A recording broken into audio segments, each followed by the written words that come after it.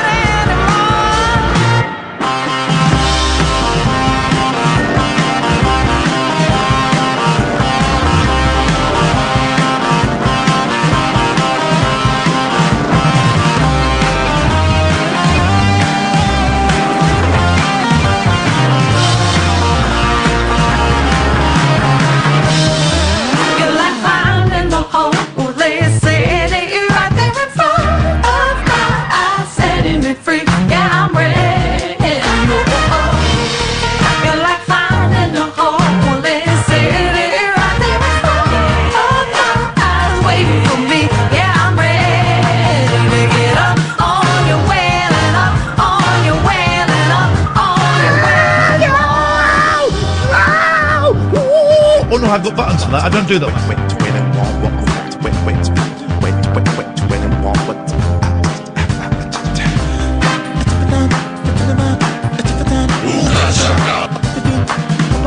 Wow! You're a pervert. Oh, you do think that's singing, don't you? No, I totally disagree with sexual robots. Ooga saga, ooga saga, ooga saga, ooga saga, ooga saga, ooga saga, ooga saga. Aren't your balls normally held back by your willy? Don't be so silly, cat. No, that's the wrong answer. Why does life be so I've got a mouthful of sausage.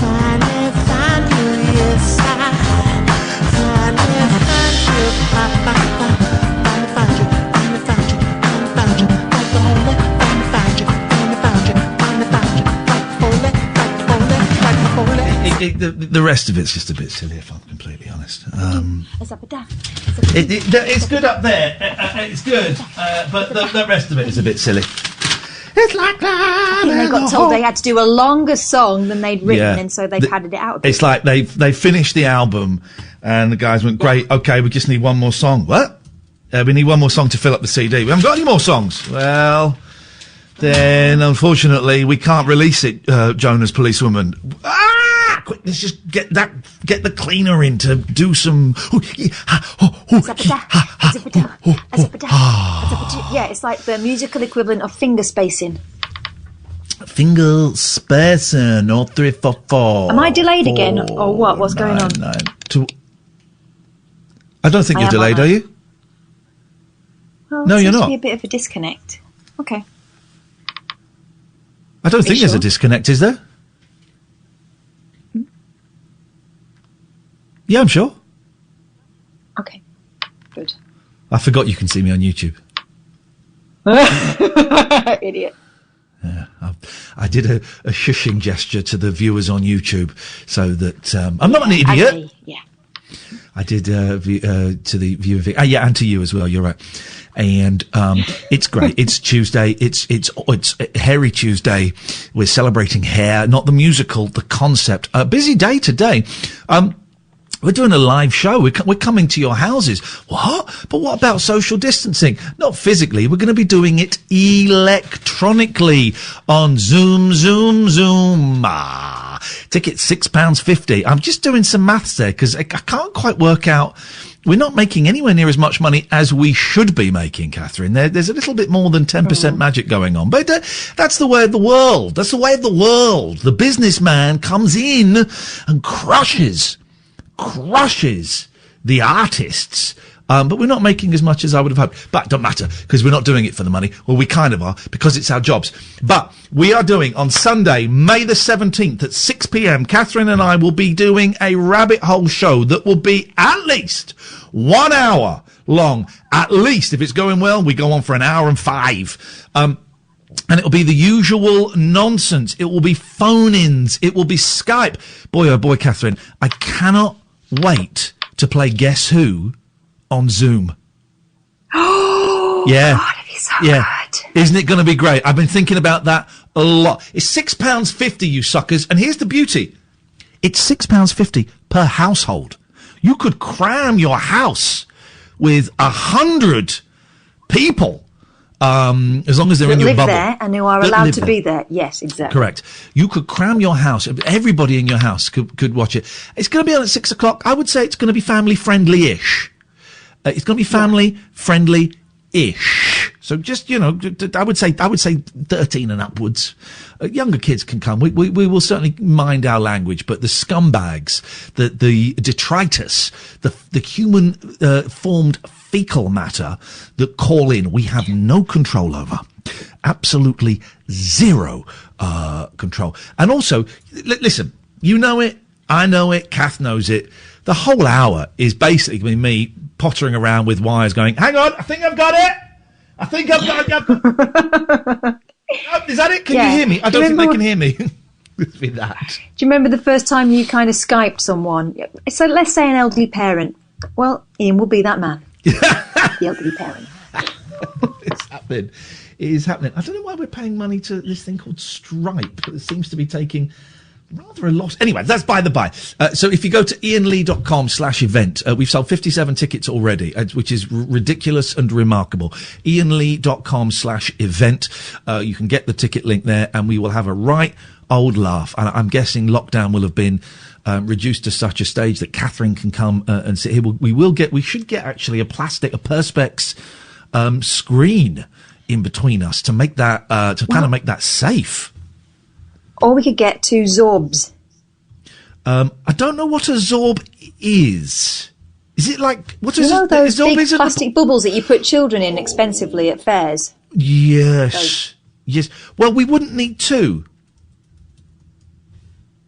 Oh. We'd need 1. We'd need 1. Yeah. We'd need 1 Zorb. And I think I could absorb that price. How much does a Zorb cost? Hang on. Oh, hang on. Hang on. This song's going on. Hang on. Let me just Google. How much does a Zorb cost? Zorb balls for sale on eBay. So you can get one that comes with a paddle. You're tiny, aren't you? You can get, so a full-sized one, you're looking at 160 quid. That is way out of my price range, Catherine. But those small ones that idiots... I can sit down. Well, the idiot ones that men on stags do football in, where it only covers, the football pitch that used to be opposite Old Talk Radio. And sometimes they would have these Zorb balls, but their legs were still free. That's only £60. That's only £60. That, I think, could work. Can you get coronavirus off someone's legs? I think that could work. 0344 499 1000. It's going to be one hell of a show tonight, guys. One hell of a show. Let's go to Jerry. Good evening, Jerry. Star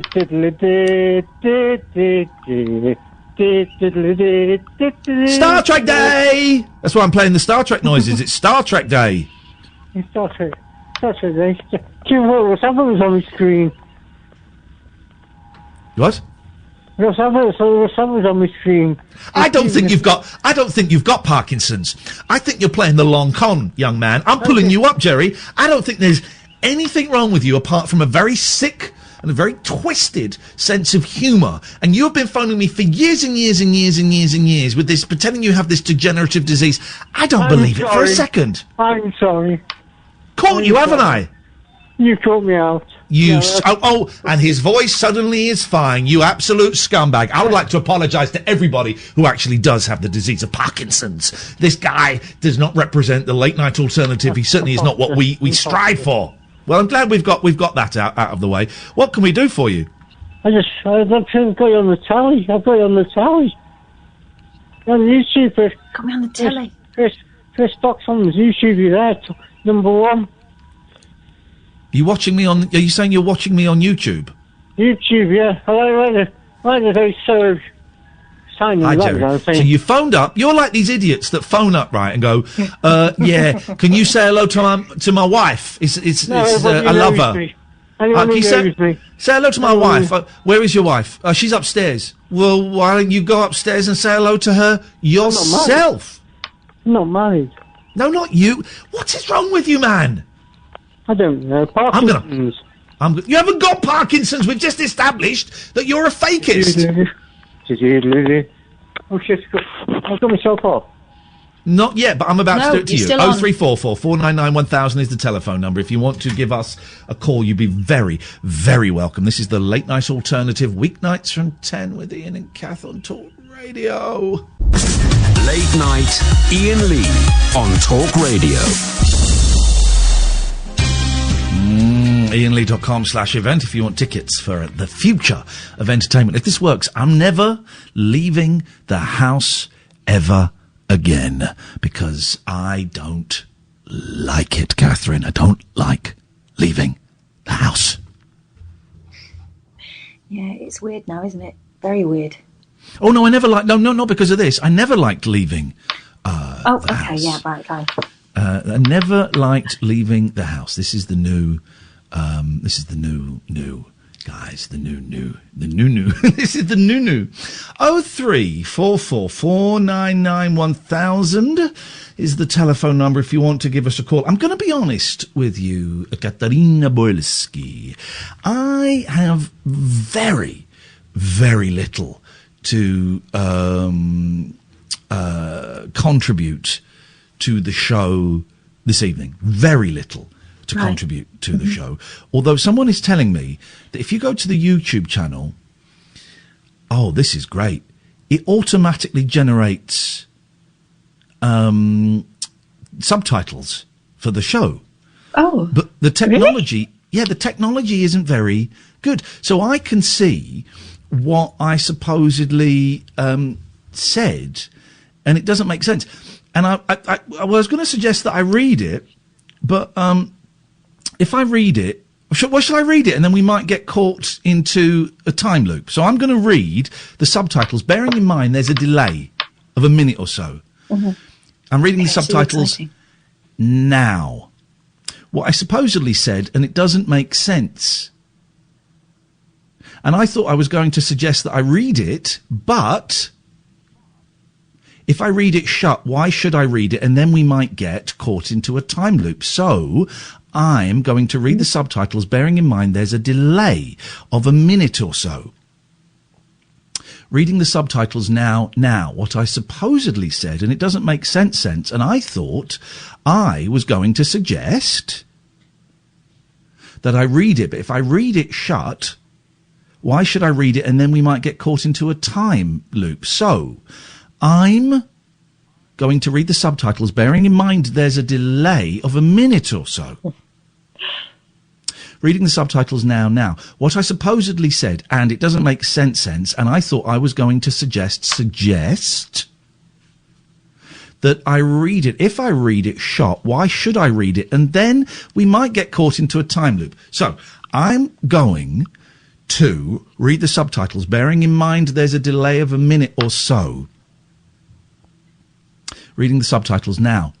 What I supposedly said, and it doesn't make sense. And I thought I was going to suggest that I read it. If I read it shot, why should I read it? And then we might get caught into a time loop. So, I'm going to read the subtitles, bearing in mind there's a delay of a minute or so. Reading the subtitles now. What I supposedly said, and it doesn't make sense. And I thought I was going to suggest So reading the subtitles now, what I supposedly said, and it doesn't make sense. I read it shot, why should I read it? Into a time loop. And I thought I was going to suggest that I read it. If bearing in mind there's a delay, I read it shot, why should I read it? And then we might get caught into a time loop. So I'm going to read the subtitles. Bearing in mind there's a delay of a minute or so reading. Now. What I supposedly said, and it doesn't make sense, and I thought I was going to suggest that it's reading the subtitles now. What I supposed I read subtitles. I read now what I said was make sense, and I thought I was going to suggest that reading the subtitles now. What I supposed I read it shot. Why should I read it in timeless? I'm going to read the subtitles. Suggest I read it in your mind as a delay of a mind reading shot. Why should I read it? And then we might get caught into a time loop. So I'm going to read the subtitles, bearing in mind there's a delay titles now. What I supposedly said, and it doesn't make sense, and I thought I was going to suggest that it's reading the subtitles now. What I supposed I read it sometime crazy sure, and now I should time this. I'm going to read the subtitles. For you, mind, never mind. Mind. I thought I was going to read the subtitles, bearing in mind, as it lay titles, when I'm supposed to read it sometime crazy. Why should this? I'm going to read the subtitles. Suggest that it's real. I thought I was going to read the subtitles, bearing in mind as it lay titles. What I suppose was to read it sometime crazy that it should be. Now I'm going to read the subtitles. Suggest that it real mind, never mind what I supposed. I read it sometime crazy sure. Now I should time this as I'm going to read the subtitles for you. You may never mind. The subtitles, bearing in mind as it lay titles. What I supposed to read it sometime crazy. Why should this? I'm going to read the subtitles. I thought I was going to read the subtitles, bearing in mind as it lay titles. What I supposed to read it sometime crazy. Now I should time this. Why should this? I'm going to read the subtitles. Suggest that it's real mind, never mind what I supposed to read it sometime crazy. Sure, now I should time to read the subtitles for you. Mind, never mind.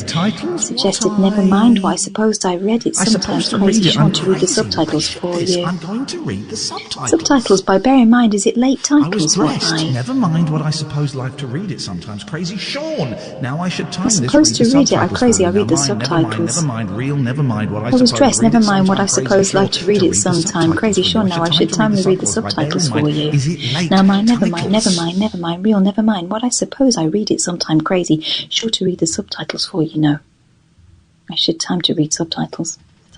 So they kind of catches up with itself and loops out a bit. It's a bit weird. 0344 499 1000 is the telephone number. If you want to give us a call, you'd be very, very welcome. Let's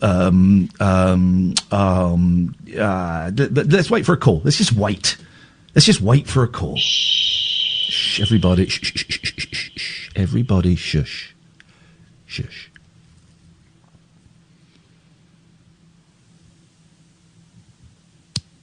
Who was Sean, by the way? I have no idea. Why would you keep talking about Sean? Okay. Crazy Sean. Okay. By the way, congratulations on Britain on having the highest coronavirus death rate in the world. Great news, guys. Proud to be British. Anyway, let's wait for a call.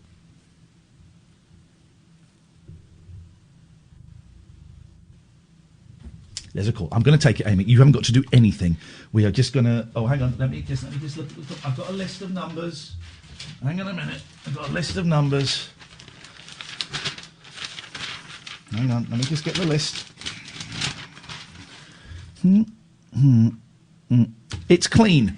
You're live on Talk Radio. All right, fine. Yeah, so just want to know, I don't know if it's been brought up, about the Aer Lingus flight today. The what? Sorry, the cunny what? Aer Lingus flight today. Aer Lingus. What happened? What happened to Aer Lingus today? Well, Aer Lingus came in from Dublin to London, 95% full, and no checks. Okay. Well, there's. I mean, I don't know how many flights there are at the moment, but that's been an ongoing criticism for ages, hasn't it? That flights are coming in from all over the world. I don't know if that's still happening. I would imagine it is. Okay. I was just wondering, because we're on lockdown.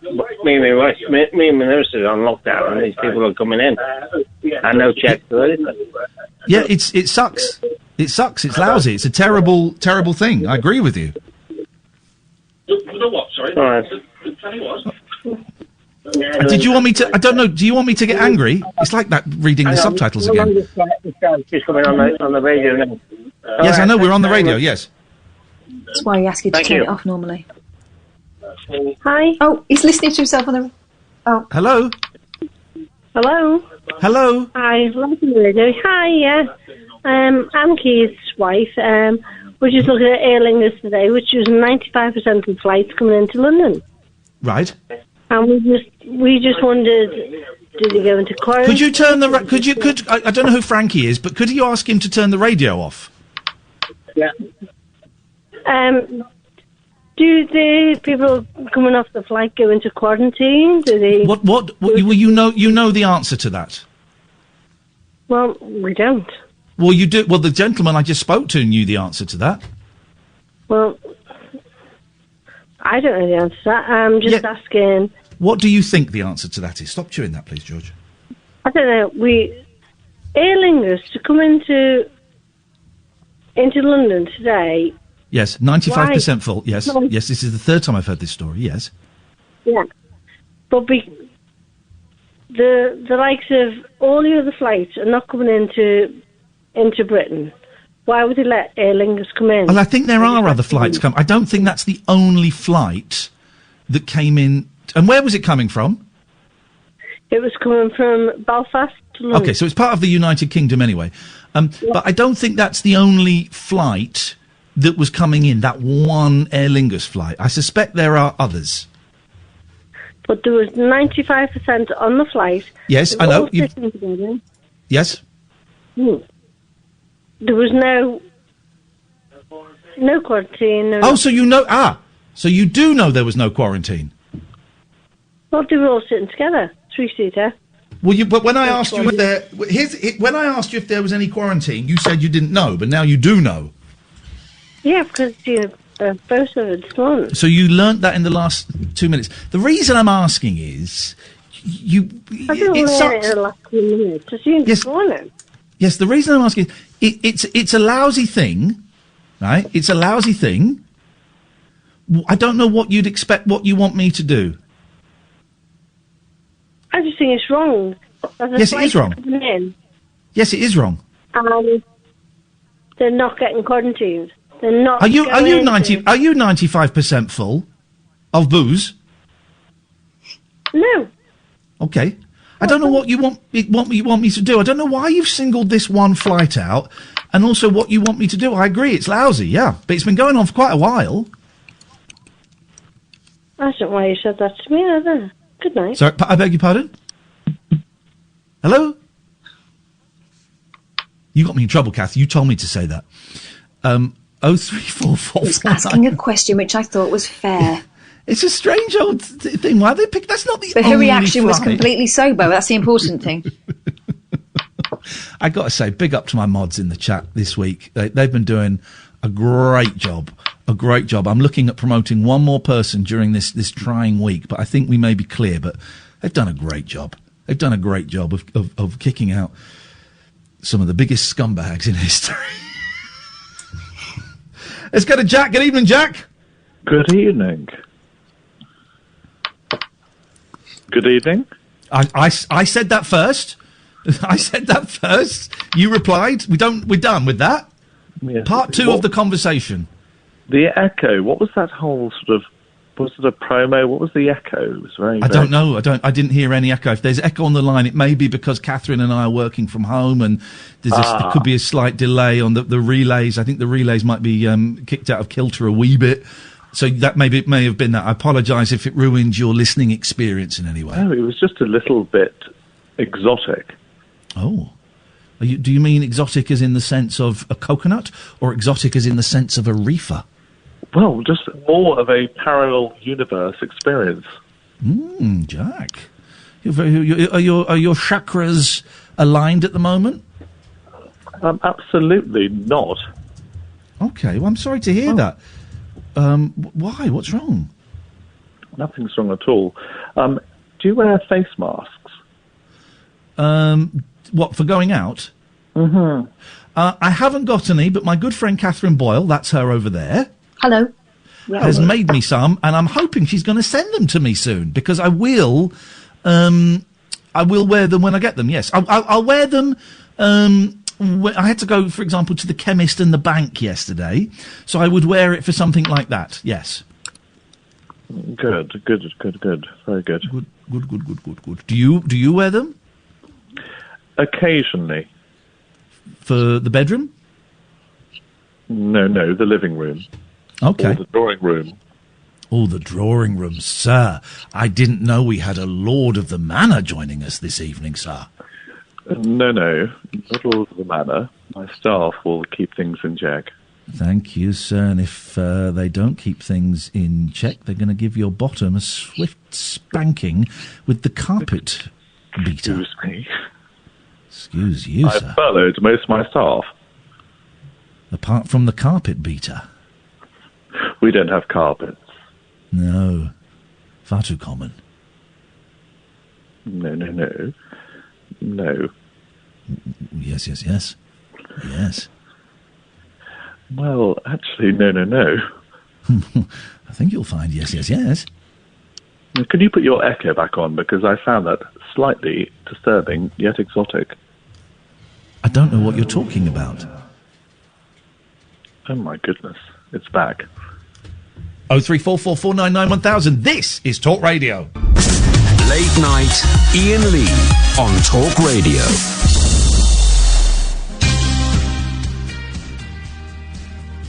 Hey, look at this. Isn't the world a nice place, Catherine? Do you remember? Well, it was on March the 14th. I can see the date in front of me. And I'm not saying this to big myself up. I'm saying this to say, aren't there nice people out there?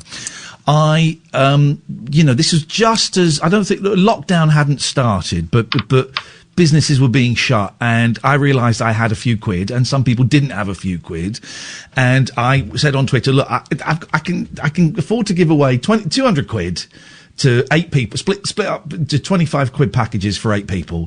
If you want it, first 8, you can have it, and hopefully this will be some kind of, help at this trying time. And some people got in touch, and I sent that money out and was very, very pleased to, and didn't make a big thing of it. And I know it's a bit weird that I'm talking about it now, but I'd forgotten about it.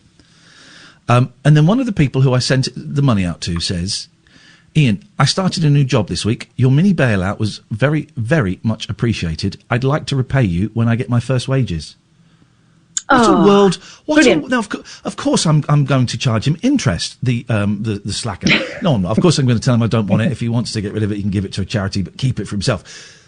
But aren't some people absolutely delightful? Aren't they delightful? Yeah. That's really. That's got me. That has got me. So what it says to me is the right person got the help when they needed it. Yep, exactly. That's really touched me. I will send him a little message a little bit later on. No idea what this person's on about, so I'm just going to block you. Oh, the Aer Lingus flight was apparently on the news. Okay, thank you, Divvy, for that. That's the gut name of the person who's telling me that. But still not quite sure why they were... I'm not sure why we were told about it about 4 times by each person with no conclusion. I don't know. And what they wanted us... Each time in a more slurred way. What they wanted us... They were upset that you agreed. Let's go to John. Hey, John. Hello. Hello. That was it, wasn't it? John? Yeah, hello. Why are you on speakerphone? Right, I'll just take you on speakerphone. Right. Is that better? I guess you're not getting any feedback or echo or anything now? We're getting a lot of feedback and the people hate the speakerphone. What can we do for you, John? Oh, right. Well, it's the caller you had earlier about Aer Lingus. Yes. And I heard in the press today that Richard Branson his airline firm have had to make redundant an awful lot of staff because they're losing money left, right, and centre. I mean, I used to be a big follower of Richard Branson. I read his autobiography. Quite admirer of how he started to work his way up to becoming like a multi-billionaire or whatever he is. But this situation with the epidemic, suddenly all my admiration for the man has just gone out the window. Why? Well, the fact is that he's got all this money, and even though, and he feels the government, he was asking the government. Does he have? Here's the thing. I don't feel it's from. Yeah, the airline industry is basically dead. Yeah. Right, the airline industry basically dead, and it's not going to come back to what it was for, I don't know, 10 years, 20 years maybe, because it's dead. Or maybe it won't be back in my lifetime or your lifetime. Maybe not. I suspect that certainly for the next 5-10 years, we ain't going to be able to afford flights as much as we could before, which is not necessarily a bad thing. No, it's not. No. But I mean, how much cash does Richard Branson have? Because I would imagine, here's the thing, I'm not defending Branson necessarily because I don't really know him as well as you would do. But big businessmen don't, particularly him where he spreads himself very thinly over different businesses. It's not like he's got £1 billion in the bank. I don't even know if he is a billionaire or not, but it's not like he can go to his bank and look at would you like to check your balance? Yes, please. £500 million. It will all be tied up in, I'm imagining, maybe you can correct me if you know better. It will all be tied up in his various businesses. Now, well, that's exactly what he mentions about in his autobiography. Right. So how is he supposed to, if he hasn't got the cash, what is he supposed to do? Well, Gotcha. Mainly, I suppose, I mean, there's so many people, I mean, I've got an answer for this, actually, yeah. Go on then, let's hear it. Actually, there's, like so many people who have lost their jobs and all that, and there's no reason why Branson should join the rest of the poor sods who have lost their careers. Incorrect. Yeah. And you, if you think about it, you know why. Well, he's got lots of money, and he helps not to do with money. Create jobs. Thank you. Yeah. He creates jobs. So it would be churlish and spiteful. Let me rephrase it. It would be strange to compare and wrong to compare Richard Branson with I'm trying to think of something comparative with a plumber. Right, no disrespect to plumbers; they're really, really important, and I've probably had more use for plumbers in my life than I have for Richard Branson. In fact, a plumber, you can find one when you need one. Well, a plumber who works on his own and doesn't employ anybody is not the same as Richard Branson, who employs, I don't know, what does he employ? 50,000 people? Yeah. That's why we do need, if we are living in a capitalist society, we do need to make sure that people that employ tens of thousands of people are helped out, not to keep them rich, not to, I think he wanted to put his island up as collateral. His island's worth £100 million, and he wanted to put that. I didn't know that. There we go. Yeah, I read that about 3 weeks ago. Right. Okay. So it is. I don't. Now you know that. what is your issue with Richard Branson? Well, actually, you've kind of changed my opinion by saying that, actually, because now I didn't actually know about him. How long ago was it that it was announced that he put up his island as... it was about, I'm going to say 3 weeks ago I read it. Oh, 3 weeks ago? Because I normally spend... He certainly offered to. I don't know if it was accepted. He certainly offered to. That's a bit of news I missed. Well, John, you're welcome. It's my job is done here. Thank you. 03444 499 1000 is the telephone number. I get knocking all these millionaires and things like that for asking for loans from the government. You can call it a bailout if you want, okay, but loans from the government to help them. But they're in the same pickle. Let's call it a pickle. They're in the same pickle, Catherine, as the person that employs 5 people. Just on a much, much, much bigger scale. But it's already begun, hasn't it? From we're all in this together to looking around at people and saying, well, it's all right for that guy. Look at him trying to skim off the cream. You know, look at him trying to profiteer. We've got to stop looking at each other as competition until this is over. There will be questions to answer by a number of individuals, but I don't think people who are trying to save businesses for the future can be blamed for trying anything within the law with what's being offered by the government at this point. I've got to stop you there, Catherine. James Stone on the YouTube chat. A Branson pickle? Okay, just me. There's a couple of things wrong on here. Danny says he sued the NHS for millions. I love Iain, but he's off on this one. Those are two separate things. You know, capitalism is corrupt. Him suing the NHS, I'm aware of the story. I don't know the details. I don't know if there was a legitimate reason, but on the face of it, that sounds really, really crappy and really scummy. Yes. But that's kind of irrelevant to this. It's kind of irrelevant to this. And then someone made a really silly point.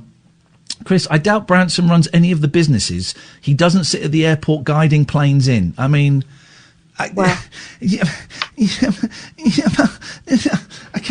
can't really, guys. I can't really deal with that level. Do you know of what I can tell you about Richard Branson as someone fit. whose sister worked for him for quite a long time? Yeah. When each of the cabin crew graduate from their course, because you have to do this sort of course, and it's not just about passing cups of tea out. They're trained lifesavers, for example. They have to be able to get you out of a smoking plane and all this sort of stuff. They're amazing. My sister's used it a few times. You know, defibrillators, all that stuff. I'm really winding you up tonight, and I love it. I love it. Makes me feel powerful. He knew every single new employee's name. He made an effort. He takes it very seriously, that company, very seriously. Yep. Yeah, sometimes he gets the tone wrong, like the year they didn't get a bonus, but they got a copy of his book hand-delivered instead.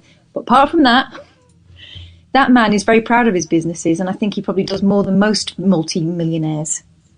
And listen, I'm not saying I don't know the ins and outs of it, and I'm not saying he's a great guy. He's not really my cup of tea. I just think that if we're going to, support small businesses, we have to support big businesses, and big businesses. I don't know. Who cares? Which beetle would you like to punch in the face? 0344 499 1000. This is Talk Radio. Late night, Iain Lee on Talk Radio. 0344 499 1000 is the phone number. Let's go to Lorna. Good evening, Lorna. Good evening, Iain. Good evening, Lorna. Hello. I'm calling up for two things, Iain. Last night you recommended Into the Night on Netflix. Into the Night on Netflix, a spooky Belgian drama where a man hijacks a plane and says, we've got to head west. The sun is going to kill us. Yeah. As I was watching it today, I thought, did you watch Manifest that came out last year? Oh, no, I don't know Manifest. Manifest, it's on one of the Sky channels, but that's a good one. I started watching, and I've watched the first 4, I think, of the... Okay, I'll tell you why. Because someone phoned up the other day. Do you remember this, Catherine? Someone phoned up and recommended a TV show, and I even went as far as writing it down. This is why I don't watch TV shows or trust callers. Let me just see if I can find... It was called, choral or choir or churnal or where is it? I wrote it down. The quest, or it's called something like that. Colony. That was it. Colony. Right. Yeah. Kath, hang on. Laura, let me speak to Kath. Do you remember this, Kath? And she said, "Oh, it's brilliant. You'll love it. It's really, really good." Colony. I went, "Oh, okay. I'll check that out." 2 days later, right? She tweeted me. Get this. I've just watched episode 2 of Colony, and I've gone off it now. Flipping it. She'd watched 1 episode and told me it was good. You only say that if you're 4, 5, 6 episodes into it. Of course the first episode is good. No, with Manifest, I watched the whole series of it. Oh. Through. Gatford is telling me it's Pony.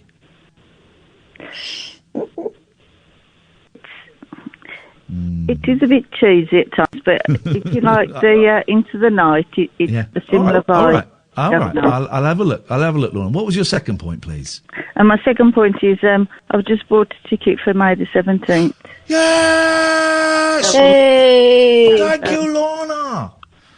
We'll have a right old laugh. It's going to be at least an hour. If it's going well, we'll go on all night if we need to. We'll have a good old laugh, and fingers crossed, the technology will hold up. I'm sure it will, and it'll be nice. Yeah, we'll see you guys if you want to share. You don't have to turn your cameras on, but it'll be nice, and we'll have a good old laugh.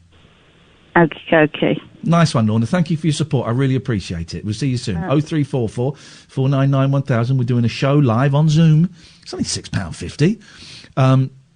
And it is, if you go to iainlee.com/event, the ticket details are there. Sunday evening, May the 17th, £6.50. We'll have a good old laugh. I don't want to do... If you want to watch half of the show, and I'm very aware it's half of the show, and a lot of people have suggested, Katherine, I need a picture of you by Boyzone. No, a picture of you by Boyzone. No, I need a picture of... had a picture of you in my mind. Well, I've got an idea. Why don't you go to the one that you've got stuck to the dartboard that you don't think I know about and take that one off? Okie dokie, that's awkward. But if you want to watch half of the show, the good-looking half of the show, if you go to... excuse me, youtube.com. For the windy half of the show. Smash those like buttons, guys. Smash the like button, guys. If you're there, I've been watching so many YouTubers. If you're there, smash the like button, click subscribe, and also click the alert button to be alerted when I come on live. Noel Taylor is in the house. And, of course, he's completely forgotten that he told us to F off and was never going to listen to the show ever again. And he's he's not forgotten. He's forgiven us for suggesting that he did that. He actually... Which is nice. He actually did that, so I don't really know. Let's go to Naomi. Now, Naomi, the last time we spoke, you were going to get... Weren't you going to get, like, a life-size image of Arnold Schwarzenegger tattooed on your back? Pardon? You were going to get something tattooed on your back, weren't you? I would never have a tattoo in my entire life. It's a different Naomi. Katherine, I forgot more than one person can have the same name. I mean, forgetty. Naomi, I apologise for confusing you with scum. It's okay. This is my first time. I'm really nervous. How long have you been listening for? How long have you been on air for? What, tonight? 50 minutes. So 50 minutes, right. Oh, you don't get the bell. You don't get the bell then. Okay, you don't get the bell. No, I sort of stumbled across you tonight. I was flicking through Radio Player, as you do. Came across your show. Yes. Loved it. I don't quite understand it yet. I heard that weird... Some other caller mentioned about the echoey thing earlier. I got that too. We had a couple of tweets about that. I have no idea what that was. We had, I think there may have been a problem with the transmitter because we've had a couple. Were you listening on DAB or are you listening online? Online. Okay, because I think the people that were listening on DAB didn't have a problem, and maybe the people... I think the signal must have split and must have just been bouncing around. It's okay. Apologies. Please don't apologise. I had a little flashback to a previous life, and I had to get... I got a little glass of port to sort of steady my nerves. That LSD, but, huh? you know, don't do it. It's not worth it. That LSD's a drug, isn't it? Don't. It is a drug. It very much is a drug. Isn't it? You can't recommend it. But wow. Yes. What's good? The lockdown, no one likes it, right? Well, actually, I do. There you go. I quite enjoy the lockdown. Doesn't depress me. No, me neither. But what does depress me is that it might be over in 3 weeks. Well, you've just completely contradicted your initial statement. I know, because I thought about it. I thought, I can't really have port at 4 PM if I'm working. It's not acceptable in an office, is it? Or is that the new normal, as they say? I've got a feeling, and Catherine, maybe you'll back me up on this, I've got a feeling that everything has changed, that the reset button has been pressed. There are no rules anymore. So, Catherine, if someone like Naomi goes into work and just cracks open the port at 3:30, 4 o'clock, people will just accept it, won't they, Kath? I think so. I think the it's 5 o'clock somewhere rule will apply for a good 2 years, maybe, just as we ease back into the new normal. And maybe if someone tells you, what are you doing? You just go, new normal. And that's just the answer for everything, maybe. Yeah. Oh, God, say new normal again like that. New normal. I don't know why that makes me laugh. I don't know what Amy, if you can clip that and email it over, please. If you can clip Naomi, saying Lorna. normal. Excuse me. No, I know. I was another Naomi, and now I'm a different Lorna. What's going on? I'm cheating. Sorry, new normal. Oh, I hope it never ends, and we get to hang out like this forever. Oh, with Lorna, with me, Lorna. With Lorna, Naomi, Dean, my Naomi too. Or everybody, the other Naomi with the tattoos, the common Naomi. Who's this Naomi with tattoos, and should I get one? She's maybe. common. I don't know. She's you should. She is common as muck. She's filth. Don't get one, Naomi. You're better than her. Thank you. I don't have any tattoos. Should I get one? What should it be of? Kath, any suggestions? Why don't you write Lorna on your arm? It's quite a lot of letters, though, isn't it? It's fine. We don't need you to write the phrase Lorna on your arm. Just the name Lorna. It's fine. I don't think I would fit on one arm. How short? What, you a T-Rex or something? Yes. Have you got a little camera in my flat? Yes, I have. I have actually, yes, and that's a problem I'm doing. Naomi, it's so lovely to talk to you. I'm so glad you stumbled. The rest of the station ain't like this, let me tell you. But Mondays to Fridays, we're off next Monday and Tuesday actually, but me and Kath, from 10 o'clock till 1 o'clock, we just dick around and have a laugh. Well, that's lovely, because I was going to say, I've come across with your show tonight, and what I've heard so far, in the probably 17 minutes now, I really love. And if you could just explain the show to me in 2 minutes, that would be great. I'll be an ambassador for life. Hang on a minute. Stay there. I'll tell you what we can do. I know what we can do. Here we go. We go. Let's get one of our favourite callers. Don't play that echo again. No. One of our favourite callers is going to describe the show to you. Mo, could you describe the show to Naomi, please? It's just like a random show. You can talk about whatever you like. Oh, that's perfect. But could you do it with a bit of enthusiasm, please, Mo? Because that was awful. It's just a random show that you can... Enthusiasm! Enthusiasm! Do you know what that means, thicko? That was just a little bit louder. Do it, Mo. Do it now. Come on, Mo. It's a random, exciting show that you can discuss. Doesn't sound exciting. Topic you please. Doesn't sound exciting like that, does it, Naomi? No, it doesn't. Well, what's Mo trying to say? Give me his line. I'll do it better. It's a random and exciting Mo doesn't normally show. get on. No, Mo is on the wasn't bad prepared list. to speak to us because he's been banned for years. I can see why. Well, Naomi, it's so nice to talk to you. Oh, hang on. Whoa. Let me take line 7. Let me, hang on a minute. Naomi, this is going to be awful. Say hello to the other Naomi. Hello. Are you Tattoo Naomi? I am Tattoo Naomi. I am so posh. Oh. I don't like Iain and Katherine laughing. I love it. What tattoos do you have, Naomi? Well, I've got a few. I've got quite a few. I've got a bow on my wrist. I have a bird on the wrist. A bow. She's got one on the wrist. A bowl? A bowl on the wrist. Have you got the name? Have you got the name Lorna on your arm, or indeed the sentence Lorna on your arm on your arm? No. Why? No, but there's an idea for you. Common Naomi should do. Pardon? Well, I think we have a favourite, Naomi, but we're not prepared. We're not prepared to say who it is because we don't want to upset the common Naomi with the tattoos. Thank you. I appreciate that. And I knew that was the answer. I'm going to pour a glass of port now in celebration. Posh Naomi, go and have your drink. Thank you. Common Naomi, it's so lovely to talk to you. Thank you. How are you doing? I am the favourite thing. I am good. Did you get that tattoo done on your back? Was it good? What were you going to get, like wings or something? Butterfly wings from the top of my shoulders right down to my waist. Jesus. I mean, it's just... beautiful. A really trashy, a beautiful thing to do. You're absolutely correct. No. I haven't got... I've been looking at my body a lot recently, and I haven't got a tattoo body. Do you know what I mean, Kath? You've got to have like a perfect body to carry tattoos off.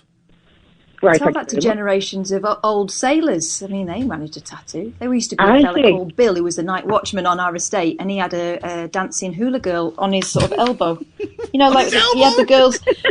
Well, the wrist, the elbow joint was like her waist, and so he could make her wiggle. There's a tattoo body. That's incredible. I think you should get your lips pierced still. My lips pierced? What? Nipples. Oh, my nips. I've been studying my nips a lot. I've been really looking at my body recently. I've been gok-guaning myself. Careful. And I've been gok-guaning myself, and I think that I probably have got tiny nipples. Get them done. That are probably too tiny to be pierced. So I'm probably not Why going to do it. don't you go full Joe Exotic and stick a padlock on your dungle? That's Carol Baskin. I'm trying to find...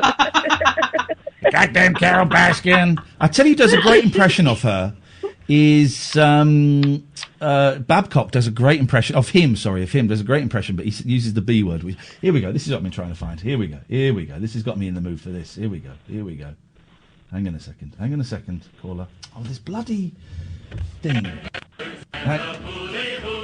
Here we go. She wears red feathers and a hooly skirt. Oh, Bill. She lives on just cokey nuts and fish. Cokey nuts. Cokey nuts. Cokey nut. She lives on just cokey nuts. That's from the same dictionary as cockroaches. She lives on just cokey nuts and fish from the sea. Cokey nuts and fish from the sea. Wow, what a diet. That is going to give you the squits. That is going to... Oh, God, look at the time. Naomi, we have to go. I didn't realise it was 11 o'clock. Nice to talk to you, Naomi.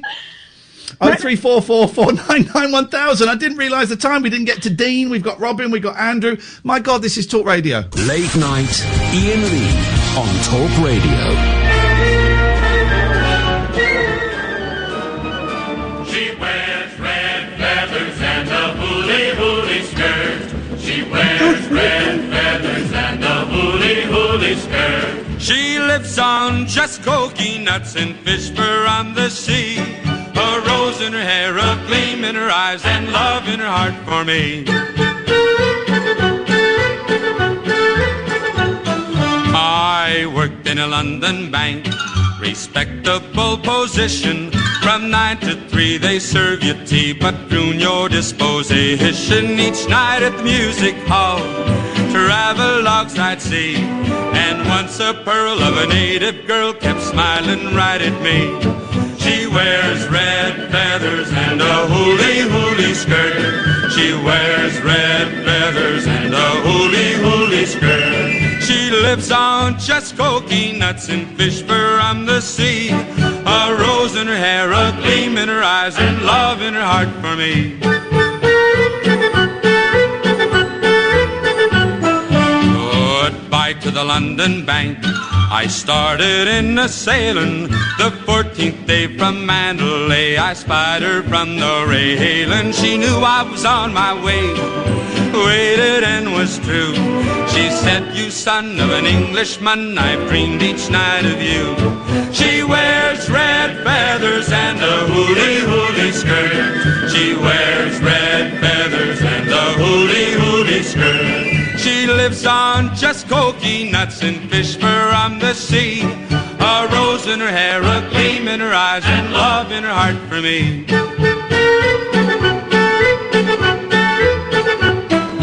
I went to her ma and pa and said I loved her only, and they both said we could be wed. Oh, what a ceremony. An elephant brought her in, placed her by my side, while 6 baboons got out bassoons and played Here Comes the Bride.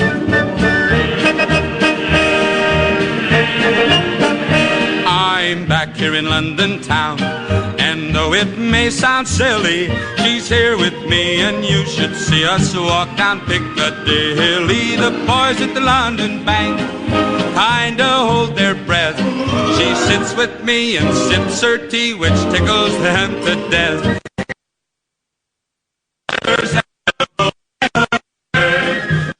There's red feathers and a hooly-hooly skirt. Oh, stuff it. Who cares? Who cares? The cable came loose. You wait, guys. You wait, Catherine. I've told you about this. Tomorrow. No. Thursday. What? I'm getting a brand new cable. Brand new cable that is going to render the silences. History. The history books will be written about those silences. I don't miss the unstable cable. No. You want stability in your cability. 0344 499 1000 is the telephone number. Should we talk to some of the people that have bothered to call up?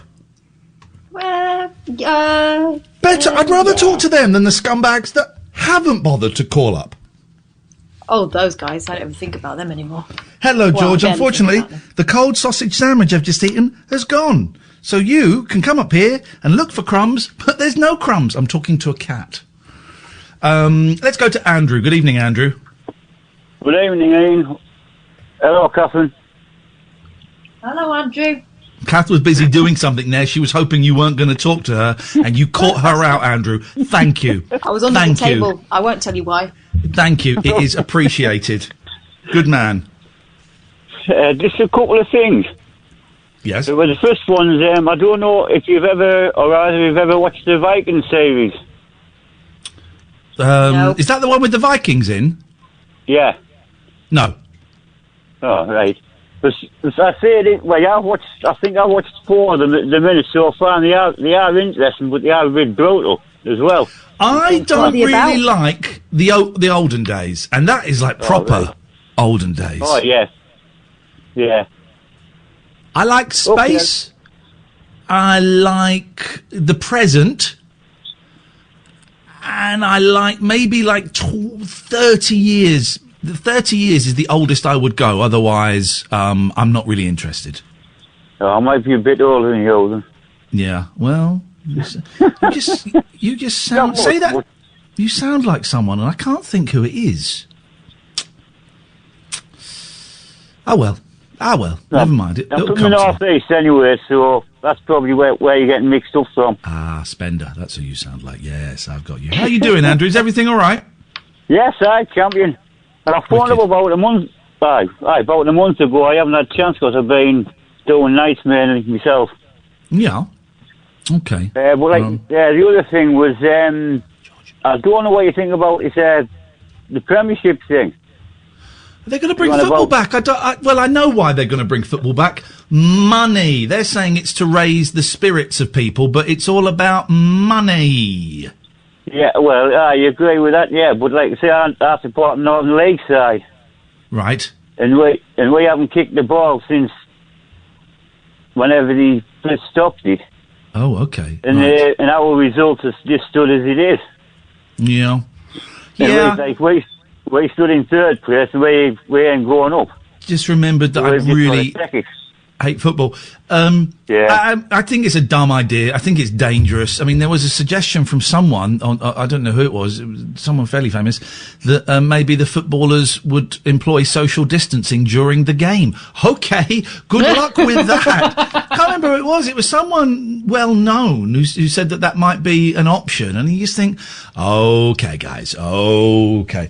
Andrew, nice to talk to you, mate. I'm glad you're well. Thank you. 03444991000. Good evening, Tony. Yeah, how are you? Oh, hello, Tony. Did you know the previous caller? Because you sound the same.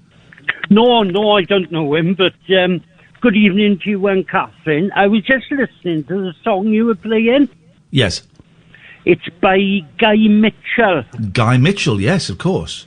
Yeah, it's a very old song. Brings back lots of memories for me. My dad used to play it a lot. It's a good song. My friend Mackenzie used to sing it when he was doing his character Charlie Cheese. It's a very, very good song. Yeah, it's a catchy song. The other night you were on about Into the Night, the programme you watched. Oh, yes. Oh, I found it fantastic. Isn't it good? What I liked about it was there's no massive film stars in it. Yeah. You know, and each character had their own sort of backstory. And yeah. And I thought, come the end of it, when he turned round and he said to him, "We need your help," that was like, well, it was just an opening for it to continue. Oh, I think I know what happens in the second season, because I was going to buy the book. It's based on a book. And I was going to buy the book, and then I sort of read the description of the book, and it was like, that would make sense as to where it might be going in season 2. I won't spoil it for you unless you want me to, but I thought it was great. No one I knew. Really short episodes, a short series, 6 episodes each. You can't go wrong. Nice little bit of sci-fi. The science is a bit shonky. Who cares? I loved it. I loved it. I want to recommend a film to you, that's all. Yeah? It's called Night Hunter. With Mitchum, Robert Mitchum?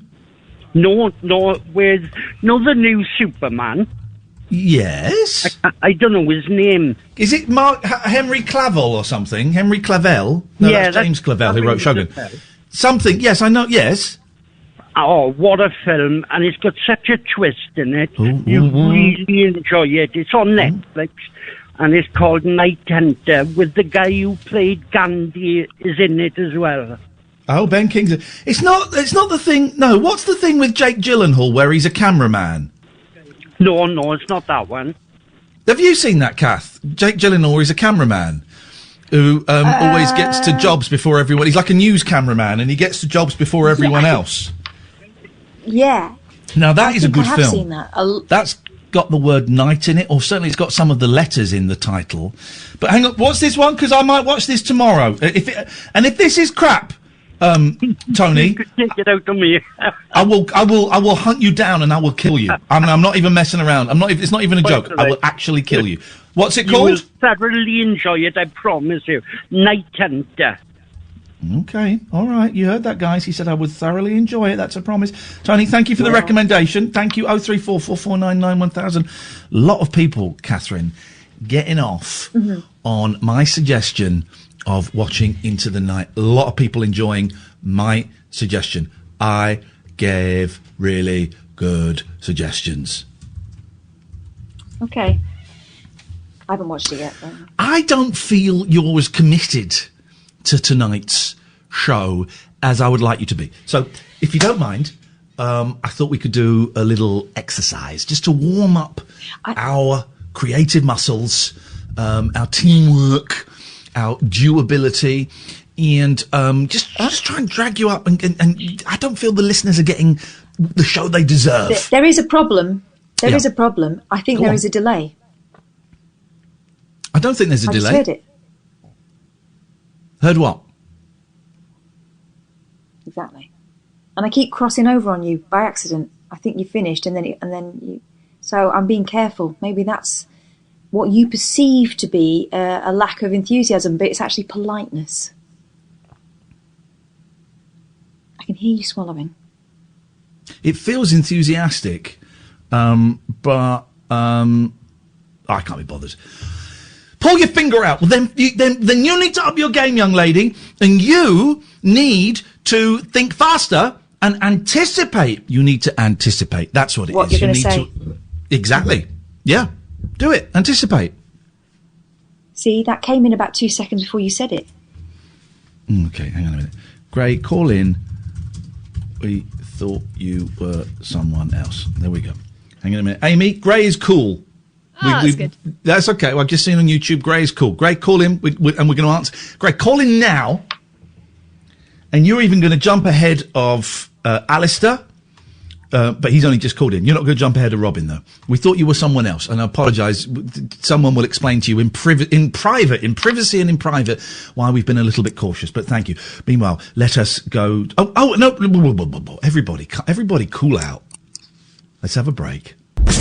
Late night, Iain Lee on Talk Radio. Just testing my... Hang on a minute. Yes, sir. Yes, sir. There we go. Yes, sir. Hang on a second. Let me just... Cats, are you all here? And are you all ready for your instructions? Yes, yes, sir. Yes, sir. Yes, sir. Yes, sir. Yes, sir. Cats, are you being sarcastic and taking the pee out of me? Yes, sir. Okay. Yes, sir. Okay. Cats, will you go away? You're getting on my nerves. Thank you very much indeed. Why does that bing so loud? That bing so loud, man. That bing loud when Catherine do a thing. Kath, are you there? I want to disconnect and reconnect, but I don't seem to be getting through to Amy. I thought, well, just do it. Amy? Just do it. Well, no, because She's what busy. if I disappear and no one knows where I've gone? I have to tell her. Oh, well. It's like when you go to the toilet at school. Oh well. What? Oh well.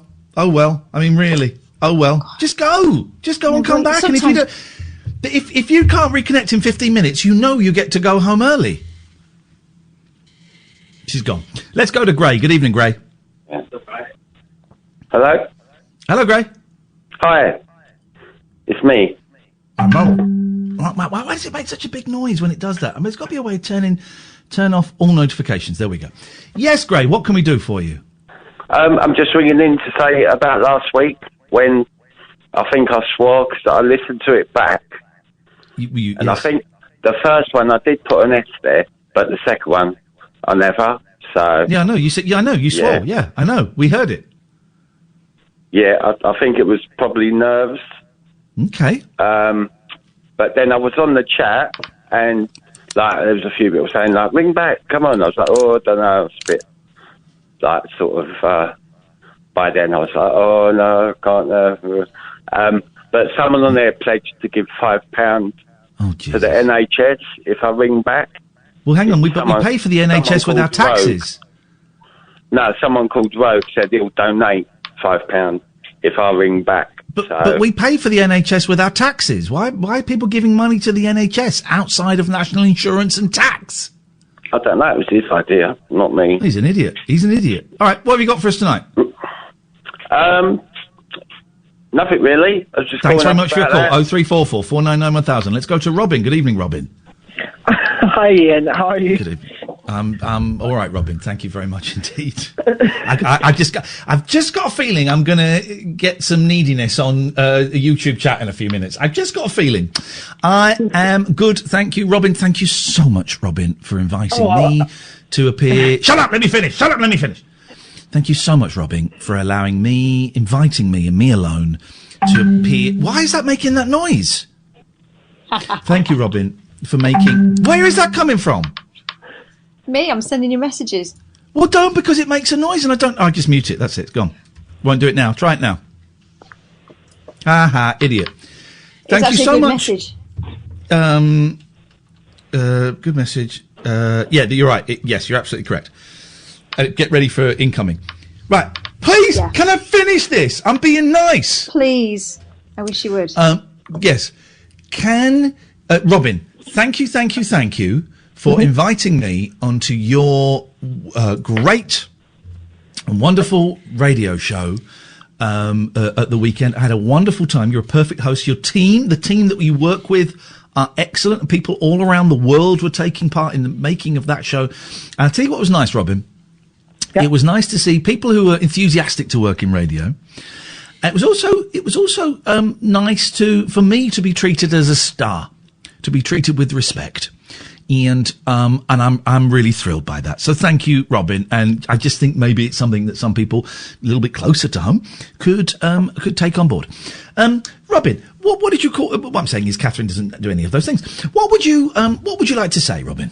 Right, first of all, can I just confirm that Kath is still willing to speak to me? Because I made a huge mistake not inviting her at the same time. No, you didn't make a mistake. Robin. No, you didn't. No. You didn't. No, exactly. No, you didn't make a mistake. You made the opposite of a mistake. A good steak. I don't know, a plus steak. I don't know what the opposite of it is, but well done. Oh, thank you. You made the right Robin's choice. Fine. Do you know what? There's only one of us in this partnership with a massive, screaming, great ego that would be hurt by something like that. And there's only one of us with a massive, screaming, great arse. Hey, there are people having operations to have an arse this big.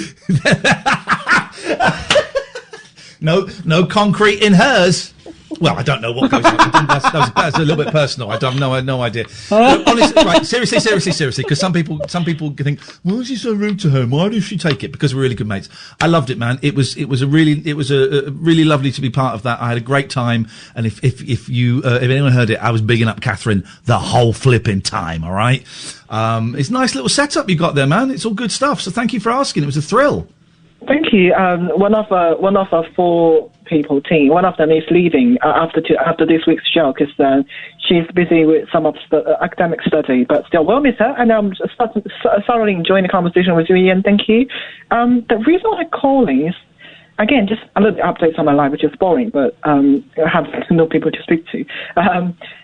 I will be forced to moving out tomorrow. I just got an email tonight. What? I'll be forced to move out from my accommodation for 5 days, or what's that in the email? At least 5 days. What for? Because the university emailed me saying, all of us saying there's a problem with the water supply system. They assume there could be bacteria in the water, which is not so good. And yeah, I don't know. I mean, they said we will be relocated to either hotels or another university. Oh, so they've got you somewhere to go? Yes, so they give us some place to go, but we have no detailed information for now. But they ask us to pack. Yeah, it could be exciting. It's exciting.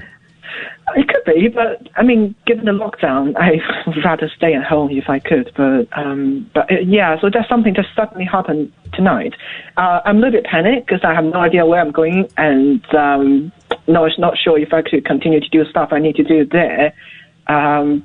Yeah, pretty much a little bit of surprise in the life, really. Yeah. Well, be careful. Take some wipes with you. I'm sure wherever you go to will be very, very clean. Personally, I would go in there and I would wipe everything down. I'm quite enjoying now when the shopping, I had a Tesco delivery comes, and when it comes, I'm really into the ritual of getting everything out, wiping it down before I put it in the cupboard or in the fridge, throwing away the plastic bags that the stuff comes in. And I would suggest that I would suggest just give everything a good old wipe down, Robin. Yeah, sure. I'll bring something with me. I got quite a few distinct infected stuff. Yeah, and also, you know, the fact they found you somewhere and they're doing it because, yeah, bacteria in water is not a good thing. So it's not quite as bad as perhaps it first sounded. Yeah, but they said that there's possibility that it could get into water supply system. They haven't confirmed yet. So they will start by fixing the postgraduate accommodation first. So all building will be finished within 5 days, as they told us. But for undergraduate, it'll be a little bit difficult because they got quite a few buildings linked together. So they need 4 weeks to finish all the stuff. So all these undergraduates still in the uni will be forced to leave for 4 weeks. Well. What a world we live in. It's a strange thing, isn't it, that we forget that with all of this coronavirus and stuff going on, real life is going on as well. And you know, things like your situation and you know, I'm sure there are still people that were affected by the floods that that are still living in B&Bs and real life is going on, you know, and it's hard work. Well, Robin, I wish you the very, very best of luck. Yeah, thank you, Iain. Just finally, I bought the ticket, so I'm going to come into your show in 2 weeks' time. Beautiful, beautiful, beautiful. Thank you for the support, Robin. It's really appreciated. 0344 499 1000 is the phone number. Still didn't ask you on his show, Catherine. Yeah. Let's go to Alistair. Oh, God, that was the saddest... Oh, my God, that was the saddest thing I've ever heard. Yeah. There is a long old delay. I'm going to start counting. And no, there isn't. I think it's better now. Okay, join in. 1, 2, 3, 2, 4, 3, 5. 4, You're about 5, a second, just over 6. a second behind. That's quite a big delay. Oh, man. I know. It's funny. You're doing it... and also, you don't sound as good as normally. What's your connection quality? I got 5 stars here tonight. I'm rocking 5 stars. 3. Okay. I'll go out and come back in again. No. Well, I mean, you can if you want. Yeah, it's annoying. It's annoying. There it is. I think partly why mine is a little bit better is... you're doing it on the big computer or the small one? My little one. I would try the bigger one. But also the problem with Macs that you don't get with PCs is I can plug my PC directly into the router, so it's not going through the Wi-Fi, which does actually make quite a significant difference. But maybe try but the I've been computer. using this the whole time, and it's not always this bad, is it? It got a lot better when we started using the other system. Anyway, this is boring for everyone else. But go out and come back in. It's not boring for everyone else, Catherine, because this is our lifeblood. Has she gone? Okay. No. You go. Try the other one, and I'll chat to Alistair while you're off. Don't worry. We'll see you in a second. 0344 499 1000 is the telephone number. If you want to give us a call, you're very, very welcome. Alistair has called up. Good evening, Alistair. Evening, Ian. It's like the Apollo countdown you just did. 10, 9, 8, 7. Yeah. Yeah, very, very. It reminded me of that, watching the rockets go up. There you go, you see. How you doing, man? You all right? Yeah, good. I've watched that Into the Night thing. Well, not all of it. Just an episode and most of episode 2. But already there's my favourite line from it. Go on. I'm about to crash into Scotland with a load of Belgians. Yeah, it's you enjoying it? Dark humour, that, but yeah. I loved it. I thought it was great. And I don't really like TV, but the ending will be crap. Whenever they end it, if they ever end it, the ending will be crap. It always is. But I enjoyed that. It's only 4 hours long altogether or something. Well, it'll be interesting to see how it's back. I'm going to watch the rest of it. It's going to be interesting to see how it goes. But I've also got. I wonder if you can help me with something. I thought of a game, but. I'm not sure it's going to work on radio. It's called Sunday Roast Pontoon. Okay. Tell me about it. Right.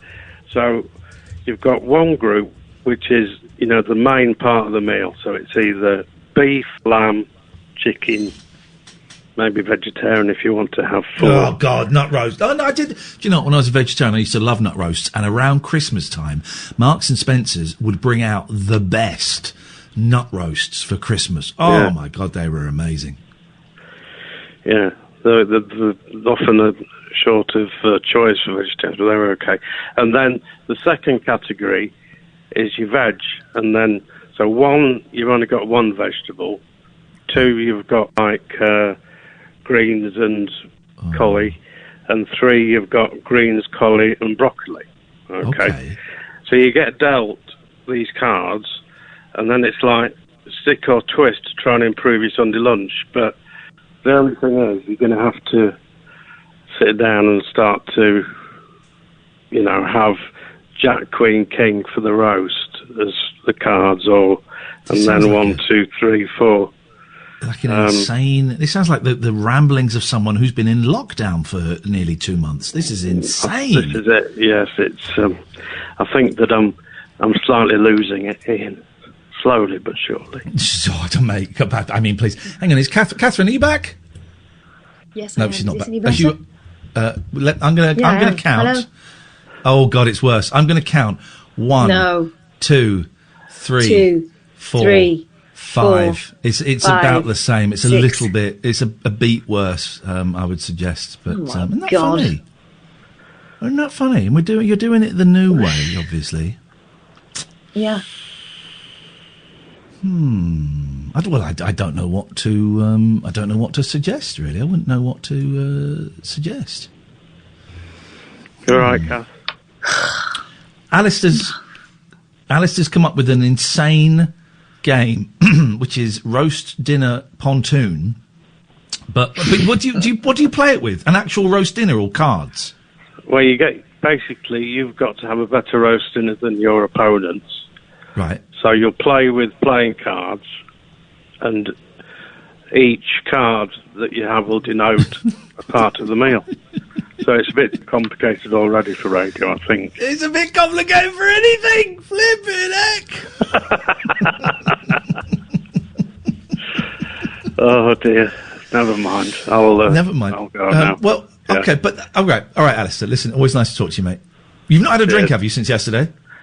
No. But, a year and a day. Well done, mate. All right, listen, nice to talk to you. I'll speak to you later on. 0344 499 1000 is the telephone number. This is Talk Radio.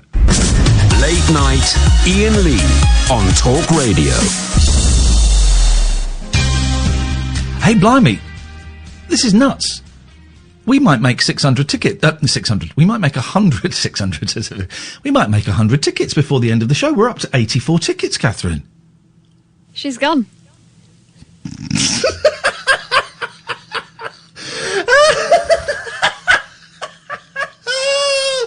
She hates me. We're doing a live show on Zoom, Rabbit Hole. Live, silly phone-in show with me and Kath on video, and you can be on video as well. You can take part Sunday, the 17th of May, I think it's the 17th, at 6 o'clock. Be about an hour, at least. Maybe a little bit longer. It's only £6.50. If you go to iainlee.com/event, iainlee.com/event, then you can get tickets there. And I'm so close to timing out the person that just said lamb doesn't go with parsnip. It's so close to saying, to banning that person. So close to banning that person. Well, do let me know, Amy, if Catherine decides to join back in. She's just got back. She was restarting. I'm back. Catherine, should we do the counting game? Oh, God. 1. Yeah. 2. 3. 4. 5. It's now 2 beats better. A beat better than the first. You're 1 behind me, but that's okay. We can work with that. All right, we can manage this. We can work that. What stories have you got, Catherine? And I'll kind of be quiet a bit because I'm bored of my voice and I'm missing your voice. So go on, what have you got? Okay, so do you remember when people were dipping the bowls in soy sauce to see if they could taste it? Yeah, this was a thing that lads were doing. Lads were putting their testicles in soy sauce. Did it work? No. Okay, I don't know. It just ended up with salty balls, I imagine. This is a new one that people are doing. Yeah. This is according to the New York Post. Just in case you thought the coronavirus #stay-at-home challenge couldn't get any grosser, bored isolationists are now posting TikTok videos of themselves wetting their own pants. What? Yeah. The #Pee Your Pants Challenge currently boasts 3.9 million views on TikTok, with dozens of clout-chasing chuckleheads heeding nature's call on camera to keep entertained amid lockdown. In the original clip posted on April 21st, 19-year-old comedian Liam Weir, or is it Weir? Why would you have a name that sounds like Leo Sayer? That's just that's not a good idea. He can be seen in front of a mirror nonchalantly announcing the perverse prank's name before a revolting trickling sound can be heard in the background, followed by a wet spot appearing on the front of his sweatpants. Weir reposted the video after it was taken from TikTok and told the Insider, "I'm surprised to see people on the internet will pee themselves if you call it a challenge and add a hashtag." Oh, he's saying he's doing a thing. Needless to say, his viral video leak spawned hordes of imitators. One of the more popular clips, which currently holds almost 70,000 likes and 2 million on TikTok, shows a urine enthusiast guffawing hysterically and then subsequently moaning as the dirtiness of his deeds dawns on him. I mean, God, these people are going to try and get jobs. The dirtiness of his deeds dawns on him. That is a great sentence. The dirtiness of his deeds dawns on him. It's the New York Post. They got a real way with words. In another, a social media bozo can be seen wearing his sweatpants in the tub after being prompted by a recording of Weir's voice from the original #PeeYourPants Challenge video. Fortunately, it seems the social media legions are none too amused by the sophomoric stunt. Don't worry, there's still time to delete this, commented one revolted TikToker on the above vid. Might as well eat a Tide Pod at the end for a finishing touch, snarked another. People seriously need to get back to work soon. Everybody's gone insane, commented one on Liam Weir's flagship video. However, the internet personality has since claimed he was simply, quote, taking the piss with his Pee Your Pants challenge. Come on. I'm definitely surprised that the challenge actually became a trend, he said, adding that the prank was intended to poke fun at how pointless viral internet challenges are. Yeah, but you did it. You wet yourself. Anti-social commentary or not, it seems TikTok could use a diuretic. This past March, a woman licked an airplane toilet seat for clicks, while TikTok's poop challenge proved that 1 week is the exact point at which people go insane during isolation. I don't want to know what poop challenge is, but do I click on it? Oh my God. The poop challenge, a viral prank, involves various COVID-idiots asking their kids to bring them toilet paper, while on the john. When their offspring oblige, they smear them with fake poo made from chocolate or peanut butter and upload the kids' stunned reaction to social media. No, I don't. What's that? Is that poo-poo? Cries one horrified youngster after his mother wipes faux feces on his arm in one of the most humiliating Twitter videos of the prank. He then frantically tries to scrub the Pugazi off the wall while screaming hysterically. Before alerting his Pugazi, I've never heard that before. Okay. To steer clear, telling his brother to steer clear so he doesn't. I mean, why would you do that? And why would you film it? People, get a grip. I dislike people immensely. They just disgust me. They're the worst. This is why I think that lockdown is great, because I don't need to see people or speak to people, and you all know they're all up to their weird little perversions in their own homes. Good. Get on with it. Stay away from me. You're all scum. You're all scum. 03444991000. This is Talk Radio. Late night, Iain Lee on Talk Radio. Let's go to Rahim. Good evening, Rahim. Good evening, Ian. How you doing? Very, very none of your business. What have you got for us? Fair enough. I was just saying, I was just tuned in about 20 minutes ago, and you seem like in the mood for a game, do you? Oh, Jesus Christ. Yeah, sure. Yeah? What about a game of Last Letter? You know the rule of this one? The last letter I received? No, last letter. Just last letter. That's what the game is. The last letter I received in the post was about my mum's bank account. Is that... do I win? No. What it is, I laid out a word based on the topic. You made up a word? No. I lay down, I say a word, right? Right.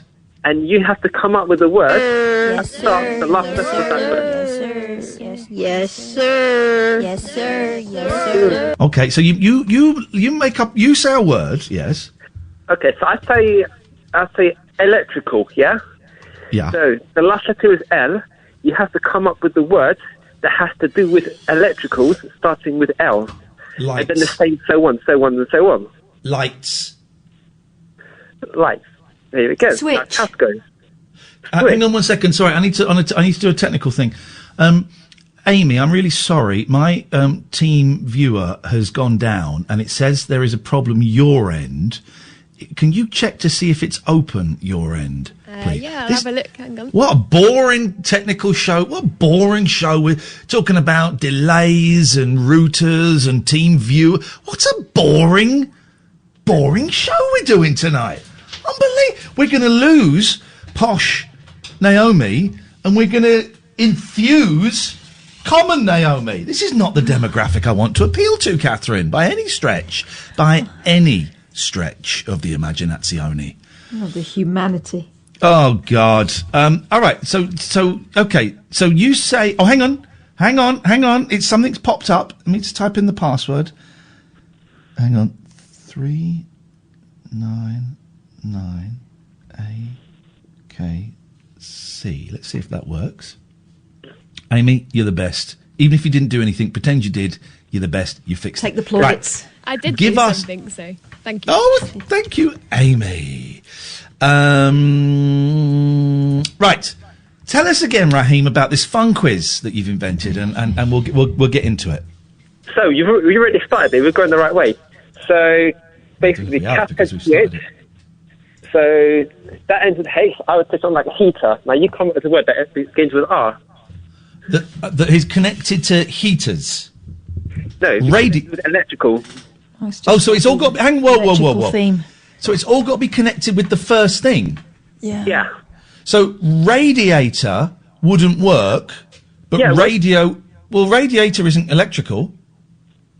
It's an electrical that heats your room. No, mate, it's Well, plumbing. no, it's not. Yeah, it's not. This is where we. This is where we get into problems. You see, because radiator isn't electrical. All right, you come up with another word then if you don't think so. Radio. Okay, Catherine. I think it should connect with the previous word. You but get that's just me. 20 seconds, by the way. If not, you. Whoa. Odometer. Oh, that's a good one. Radar. Right.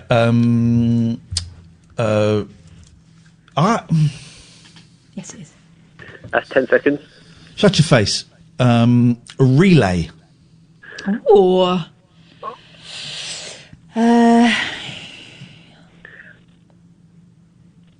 By the way, this quiz and the opposite bands quiz are two of the best quizzes we've ever had.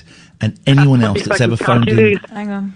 anyone else that's ever phoned in Hang with a on, quiz he's has not talking all even over come it. close to this. It's not even come close to this. No. Is it better than 20 questions? Oh God, yeah, infinitely. No, I ain't got one. There isn't one. You got it. That's it. What was it? I'm a bit bored. What was it? What was the letter and what was the letter? Why? Why? Why? There'll be loads. Yellow wire. Mate, no. Yes, yellow wires. You going up? I could have gone through all the colours then, because there'll be a purple wire. Well, you couldn't. There aren't actually. Yeah, there are. Yeah, Open up a plug, dickhead. Wow. Why just a plug? You're so narrow. Because that's where you'll find a yellow wire, you Yeah, but you'll muppet. find purple wires. You won't find a purple plug, a purple wire in a plug. Yeah, you will. No, I wasn't just talking about a plug. It's not to do with a plug. It's to do with electronics. No, but you won't. You do not get purple wires. Do you know what? I don't care about this game. It's bloody awful anyway. Move on. I like this anyway. game. I like this game, Rahim. I Go think on, it's. you and Rahim play. I'm going to go and put the kettle on. You could pick a topic then. She's gone to put the kettle on. Okay, well, refreshments. Refreshments. And I've started refreshments S. S. So refreshment. Soda. Apple. E. Ooh, you got a good one there. E.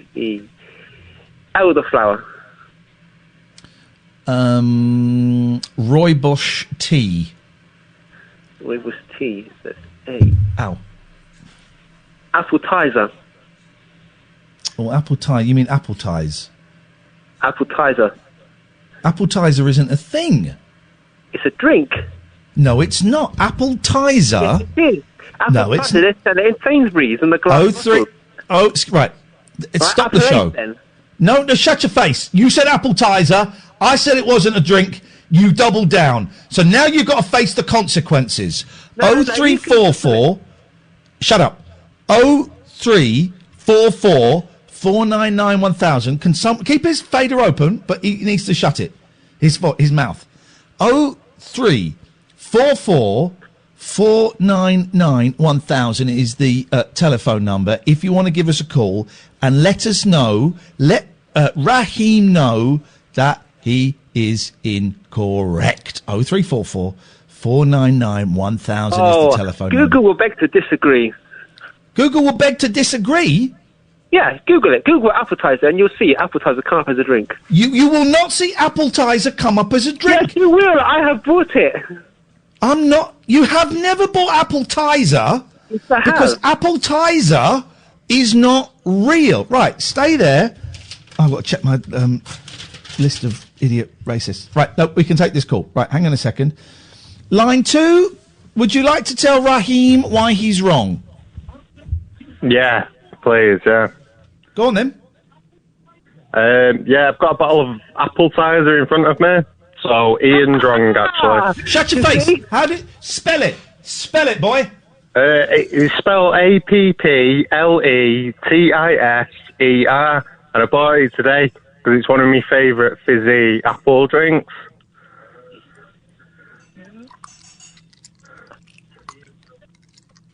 Well, Ian? I'll wait if you cut me off. Hang on. No, I'm not going to cut you off because I'm a bigger man than you. Let's go to line 3. Line 3, could you correct? Sorry, Ian, he's right. He's correct. Who is this? It's Roger. Right, well, you're off my friends list, mate. You're off my friends list because a friend wouldn't do that. He's not right. It's Apple. Right, let's go to cut me off, yeah? Shut your face, Rahim. Line 2. Yeah, appletiser isn't a drink at all, and this is barely a quiz, if I'm being honest. Yeah, actually, I'm with this guy's side. Don't know who this is, so I'm with this guy, Rahim. You are scumbag.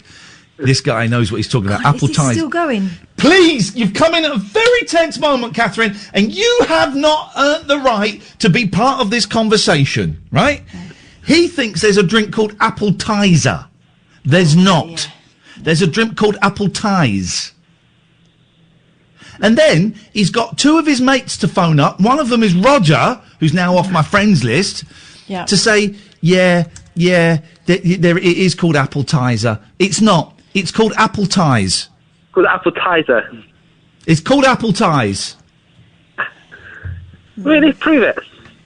Yeah, okay, let's prove it. Yeah, go on then. Google it. I dare you. I'll Google your face with my fist in a minute. All right, there's no like, need for this, lad. Come on. Right, hang on a minute. I want to try, let's try this. Oh, dear. Let's try this. Hang on. Line 3, yes? Go on. Dolly Parton says it's good. Okay, go away, for goodness sake. Well, that doesn't help anybody at all. Right, Rahim, your quiz is stupid and I hate it. Yeah? All right, 20 questions was better, was it? Goodbye. Oh, hang on a minute. Hang on. Yes, line 3? Appetizer, of course, it's true. Exists. Pardonnez-moi? I say appetizer, everyone knows, it's my favorite. Pardonnez-moi, en français, s'il vous plaît, madame? C'est très bon. I can speak in German if you want. Fermez la bouche, Monsieur Rahim. Katja, ich spreche keine Französisch, ich spreche Deutsch und Englisch. Scheiße! Katja, j'ai trois sœurs. 3 sœurs. Et 3 frères. Frères. Moi. And j'aime 3 oncles. And j'aime deuxième hanté. What? Et alors, je ne sais pas pourquoi il parle de ses sœurs, ses frères qui n'existent pas. Mais c'est appetizer, non? Non. Appetizer, non. En français, s'il vous plaît. Ça existe, appetizer, Yann. Mais appetizer n'existe pas. Non, l'appetizer, n'est-ce pas? N'est-ce pas? Okay. Pathetic. Stop it. Non. Mademoiselle, s'il vous plaît. L'appetizer non. Si. Okay. I was gonna sleep, so... Appetizer n'est pas une vraie boisson. Wow! L'appetizer Wow. n'est pas N'est pas une vraie vraie boisson. Are you using Google Translate? Non. Yeah, definitely. Non, non, non. Non. Menteur. Okay. I'm gonna go. I want to sleep. Bye-bye. Je n'utilise pas Google Translate. Je n'utilise pas ce Google Translate, madame. Au revoir, Katia. Au revoir, Ian. Au revoir, Rahim. Auf Wiedersehen. Racist. Let's go to line two. Line two, you're on the wireless. Hello, is that me? Yes. Hello, so I needed to get in on this appetizer debate. You sound very sensible. I can't guarantee that. But it came out originally as Appletize. Yeah, I know. Because the Tizer company didn't want the at the end. Yeah. And after big debates, it was here for about 10 years as Appletize, and then they boshed Tizer, and that's called Appletizer. No. You are right, Ian. Yes. So I'm right. So appetizer doesn't exist. No, it does now. It's called Appletizer, but it originated from Belgium and France and all that jazz. Came over here. And I remember when it came over. It came over in about 1981 because they had a campaign on the TV about how it smelt so good, and they said you can smell it from miles away. And they gave out a phone number on the TV, on the advert. You can smell what from miles away? Appletize. Oh. I remember this so well. And I was about 8 or 9, and they had a phone number that came up on an advert, which is very rare in those days. And it was, tell us where you have smelled Appletize, and you might win a prize. And I remember very vividly my dad picking up the phone and going, hello. It was a recorded message. Hello. My name is Malcolm Rugby, and I smelt Appletize whilst I was on the lavatory having a shit. And we were in hysterics. That one phone call, and he did it such a straight face. That one phone call. We didn't win anything, but I genuinely can trace my entire career down to that one phone call. Oh, bravo, Dad. Well done. Thank you for your insight and your wisdom. It is much appreciated. Let me take one more call straight to air as we're coming up to the news. Hello, line 1, you're on the wireless. Hi. It's Hello there. Originated from South Africa, and it's called Appletizer. Lies. Eh? Why you lie? Why am I lying? Yeah, well, you better get a hold of Tesco's as well, because they're spelling it wrong as well. Oh, I'll get a hold of Tesco's tomorrow when they. They delivered today. I've got another delivery coming next week, and when they come, I'm gonna have a word with the delivery driver through the letterbox and just social distancing. Don't put it in as Appletize, because you'll get nothing. Put it in as Appletizer. I'll get plenty. I'll get a refreshing fizzy apple drink. I won't put it in as Appletizer because that doesn't exist. Oh, okay. Well, then you best get a hold of Google as well, because it's in there as well. But anyway, it was. You can put anything brought out on the in South Africa in 1966. You can put anything on the internet and make it seem true. For a long time, Wikipedia said I was a gay cowboy. Well, I would think that's believable, to be honest. Right, cut this guy off. What on earth is going on? What on earth is going on with them tonight, Catherine? So disrespectful. Churlish. We come on here and we give and give all night. And what do we get? Abuse. Churlishness. We give too much is what we do, and we need to give less, I think is the way forward. 03444991000 is the telephone number. I don't know if we're really earning our money this evening, but certainly enjoying blocking people on YouTube. That's given me pleasure. I think with the mods and everybody, I think we have been too lax on the timeouts, and we've got repeat offenders just getting times out. And just listen, mods. If someone says something, I got rid of Gray in the end because it's just Jesus. One of those people that's never going to be happy with how they've been treated. Did you just complain? block them, huh? Did you complain? Yeah. So I just gone. So just block them. Because I can't be bothered. Really, I cannot be bothered. Oh, by the way, smash that like button. If you're watching, there's 283 of you watching, and only 129 of you have smashed that like button. So, smash that like button. I've been watching so many YouTubers. I know the Linguini. Okay, we've got another hour of this nonsense. I don't really feel we've achieved anything, which is wonderful. 2 hours of achieving absolutely naff all. 0344 499 1000. This is the Late Night Alternative, weeknights from 10 with Iain and Kath on Talk Radio. Late Night Iain Lee on Talk Radio.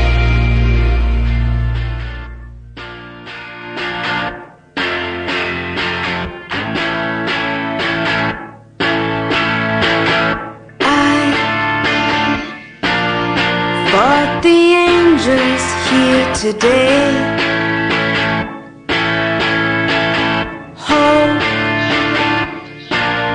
my defeat will end this play.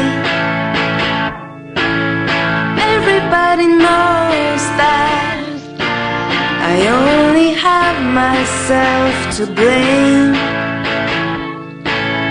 Everybody knows that softly, softly wins the game. Trust, I'll try to learn again.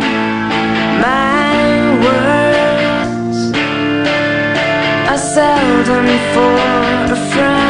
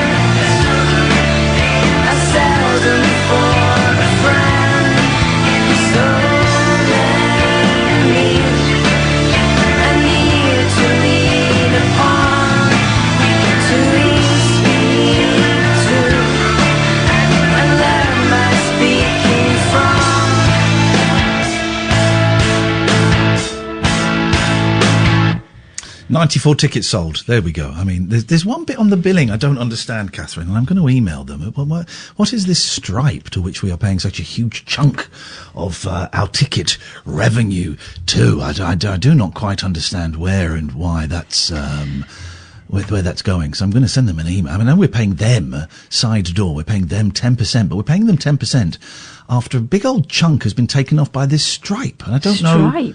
Stripe. And it's you click on Stripe and they have a little sum. They have the total of money that we have, the ticket sales numbers, pounds, times 2.9% added to one. I don't understand what any of that is. Someone's obviously sneaking a little bit of our dollar, Catherine. My goodness gracious me, this is outrageous behaviour. We must make inquiries. We must. I'll send him a little email and go, oh yeah, it's this man. So we're not making quite as much as I thought. But we sold 94 tickets. IainLee.com/event. If you want to see us live, you'd be very. But hey, listen. By the way, we're still doing very, very well out of it. Don't make no mistakes about that whatsoever. This is the late night alternative. Catherine, what have you got? All right. Go on. Do it. How about this? How about this? Go on. This is from the Daily Star. German zombie hunters stopped at Swedish border in a Hummer full of weapons. Right, okay. Words I didn't think I'd be stringing together in that order. Zombie hunters. This morning. Yeah, a German couple have been arrested after allegedly rocking up to the Swedish border in a Hummer belonging to a zombie response team, only for guards to discover it was filled with weapons. Sweden's customs agency has released pictures of the seized vehicle, which was ominously emblazoned with biohazard signs and a warning that read, "Infected people will be shot." I mean, it's a pretty clear message. Gosh. Yes. Local media suggests the couple were on the way to their newly purchased summer house in Blekinge, southern Sweden, when the vehicle was stopped on March 25th, reportedly just after arriving in Malmö via ferry from the German port of Travemünde. Customs officers found more than 20 weapons in the car and the pair were arrested. Well, of course they were. The arsenal inside allegedly consisted of multiple crossbows, a taser, several firearms designed to fire tear gas, a knuckle duster and a truncheon. I suppose if all else fails, get the truncheon out. Wowzers. The case has only just been revealed by the Swedish authorities. Both the man and the woman deny any wrongdoing. Well, how can that be? The woman reportedly claims to have had no knowledge the weapons were in the car, while the man has told local prosecutors that he didn't realise it was illegal to bring weapons into the country. The Swedish news outlet Sydsvenskan reports that the prosecutors already noted the couple's choice of car was not exactly inconspicuous, so it's unlikely they were attempting to smuggle the weapons in. It's believed the pair may belong to a role-playing organisation that acts out doomsday scenarios. Well, that's the hope.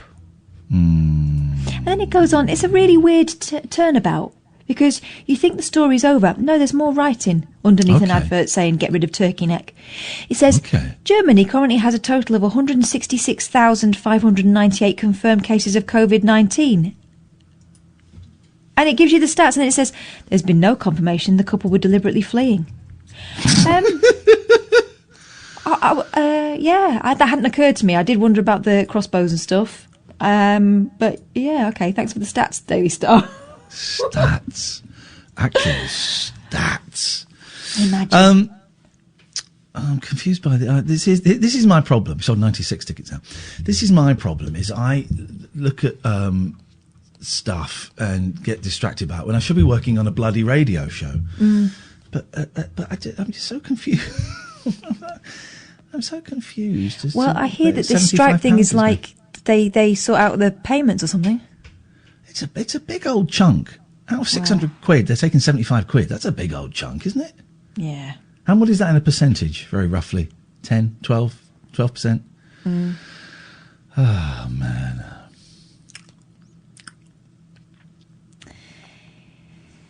This is the thing, innit, right? It was a brave new world once upon a time. Now little corners of the internet are being snaffled up by people quick to make a buck. And the artist is the one who suffers every time. Yeah, man. You're stealing from my pocket, guys. You're stealing. Actually, it's only £6 a ticket as well. I thought I'd put it up to £6.50. It's £6. Oh, anyway, thank you for everyone who's buying a ticket. We're going to have so much fun on May the 17th, popping around your house via the internet, via Zoom. Who'd have thunk it? 0344 499 1000 is the telephone number if you would like to give us a call. Calls a bit quiet. I've suddenly got very tired, Catherine. And here we go. I'm suddenly now really worrying about that ticket thing. I mean, this is where my head is at the moment. Is really worrying about that. Well, there's nothing to worry about. If that's the way it works, that's the way it works. We get a little bit less. We get 75 quid less than we thought we were going to get. All right, that's fine. The great scheme of things, it's no big deal. But my head is really recently, and it does it kind of anyway, but it's doing it more. No, actually, it hasn't done it for a while, but it used to do it a lot. I'm following down rabbit holes that are not really helpful for me, and instead of I'm doing a flipping radio show right now, I should be focusing on that. Yeah. And instead of focusing on that, I'm going, oh, well, hang on a minute, they're taking this, and I'm emailing this guy going, well, what the hell is this, and how the hell do we do that, and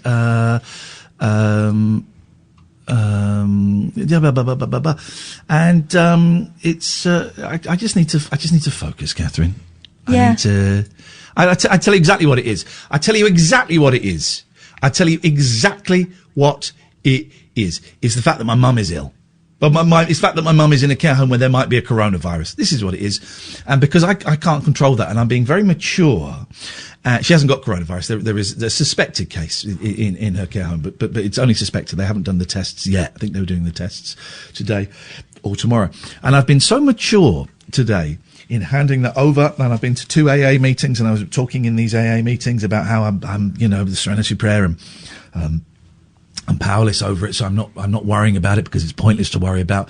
And actually, what I'm doing is I'm worrying about, paying a credit card company that I feel is fleecing me. When of course they're not fleecing me. They're taking 12% of the money that is theirs. That's what I'm worried about. Yeah, no, but it is part of that thing. It's trying to get control where you can get control, isn't it? So that's like, I realise that I am getting anxious about something when I start, for example, the kids say, where's this, I don't know, whatever it might be, teddy bear or whatever.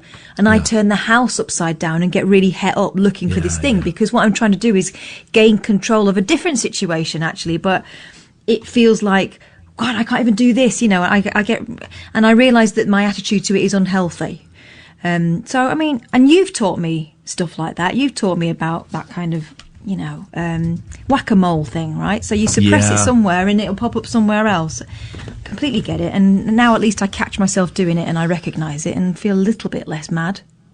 Yeah, and also we're in a powerless situation as well. No one's got any control over what's going on. So okay, let me focus on this tiny little thing that means that I'm not making as much money as I thought I was going to make, and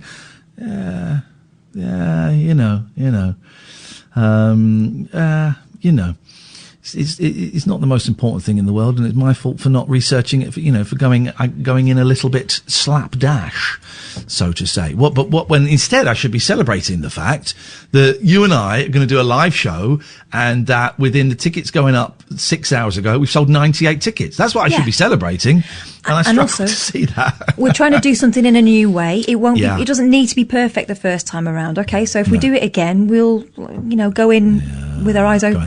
We're going hard. We'll have a laugh. It'll be a lot of fun. I'm really looking forward to it. Let's go to Keith. Good evening, Keith. Good evening. How are you? Hello, Keithy baby. What you got for us? Well, I thought what we'll do for a change, I thought we'll just do deaf jokes. Dead. That's it. Rubbish. Try them on June. How are you? Hello. Hello. Hi. Okay, do you want to hear a deaf joke? Yes, go on then. All right then. I've just seen on the BBC, right? It's absolutely true. This is. There's a guy who's born with no ears, none whatsoever. And they managed to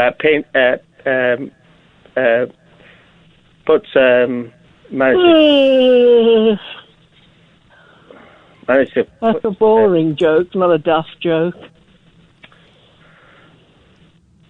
Can we get to the punchline, please? Shall I start again? No. Okay. I've just seen on the BBC. I've just seen on the BBC, right? This guy was born with no ears, and they managed to skin grab pig's ears on his ears, right? And they were interviewing him before, and said, "Oh, is everything going okay?" He said, "Yes, everything's perfect, except for a bit of crackling." Is that it? I've got a 9-year-old that could do better than that. Go on then, put her on. My 9-year-old is in bed where she should be. I think you should be in bed as well. I feel as though your jokes are about worse than a 9-year-old. Have you not got anything better? No, that's about it, isn't it? Is it? Oh well. Never mind, Maybe don't next give up time. the day job. Maybe next time, mate. Don't give up the day job. Thanks, mate. I appreciate you talking to me. That was you. What, June? You're a harsh crowd. You're a harsh crowd. I mean, it was a lousy joke. Come on. Keith, here's the thing, Keith. It I don't was a really lousy like. joke, wasn't it? It made me smirk. I don't really like. I don't really like jokes. That's the problem. No. I'm not. Oh, goodbye, Keith. Dump. Apologies to everyone. Apologies to anyone on YouTube who heard that. That's outrageous. Gosh. Ears have just curled up. That escalated quickly, didn't it? I think I was a bit hard on him. I think he was a bit hard on everybody. That was incredible. Yeah. Outrageous behaviour. Okay,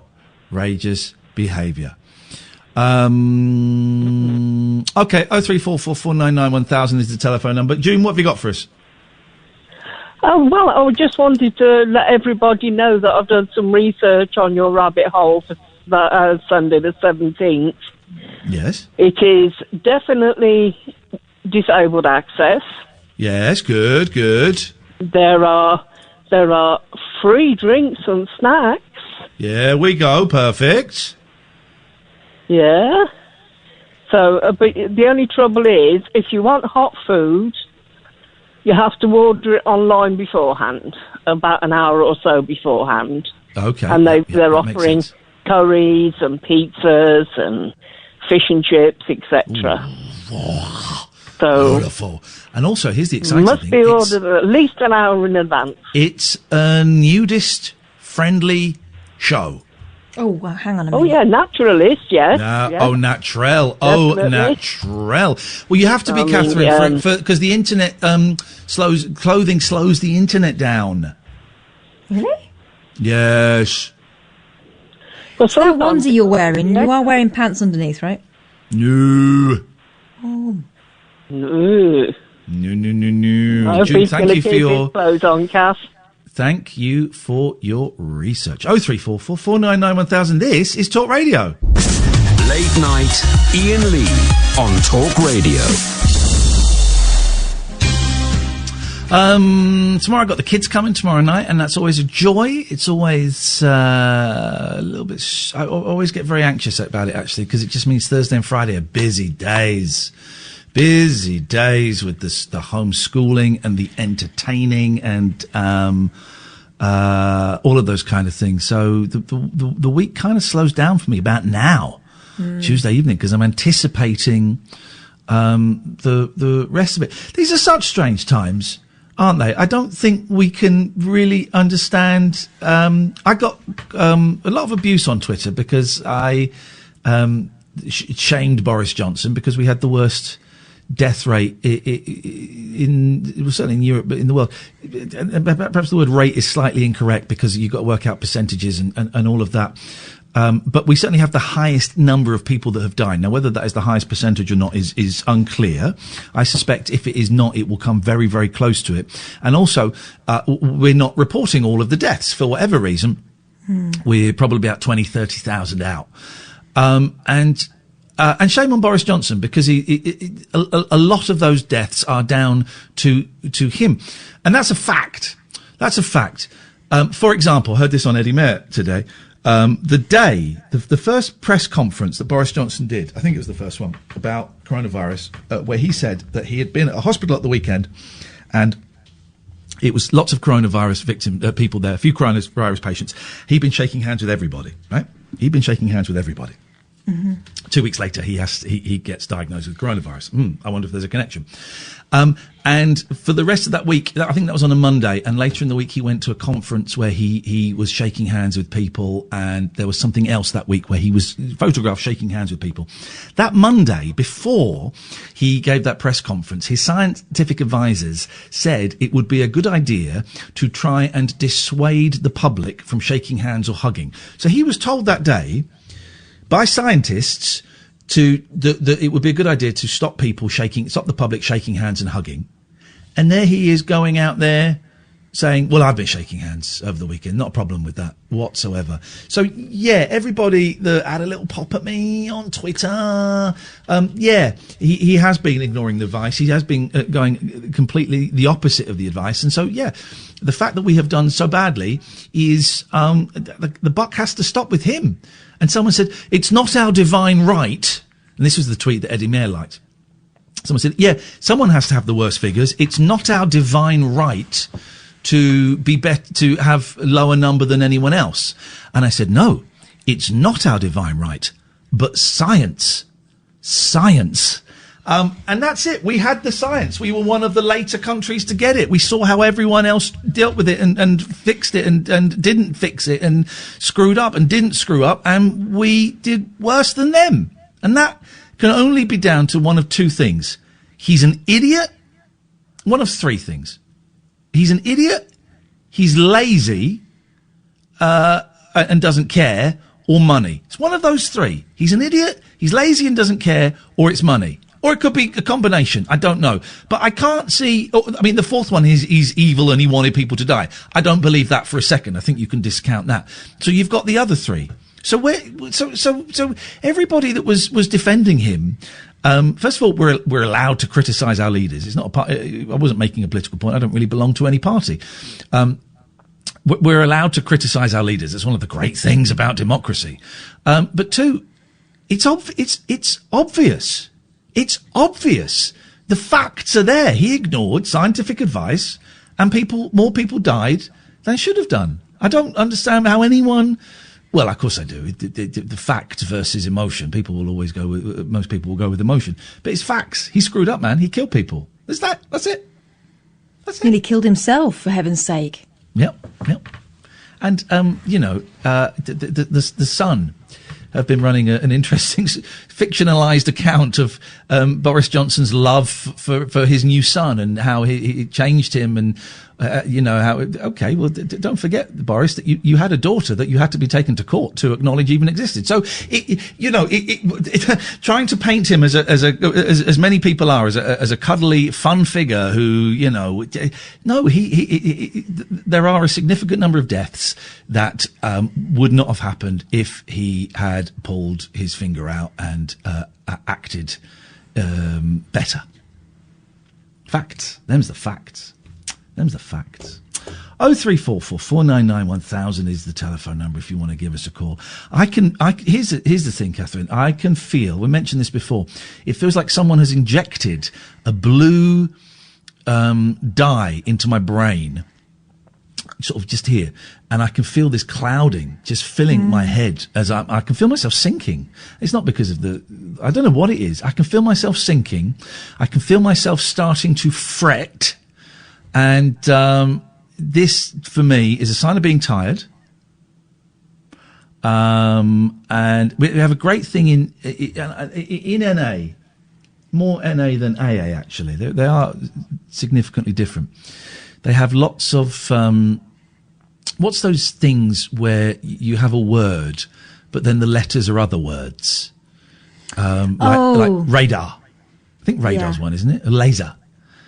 But laser stands for something. And they have lots of those. And the first few times you walk in, actually, quite often you walk in and you'll see them on cards on the floor and you go, yeah. Geez.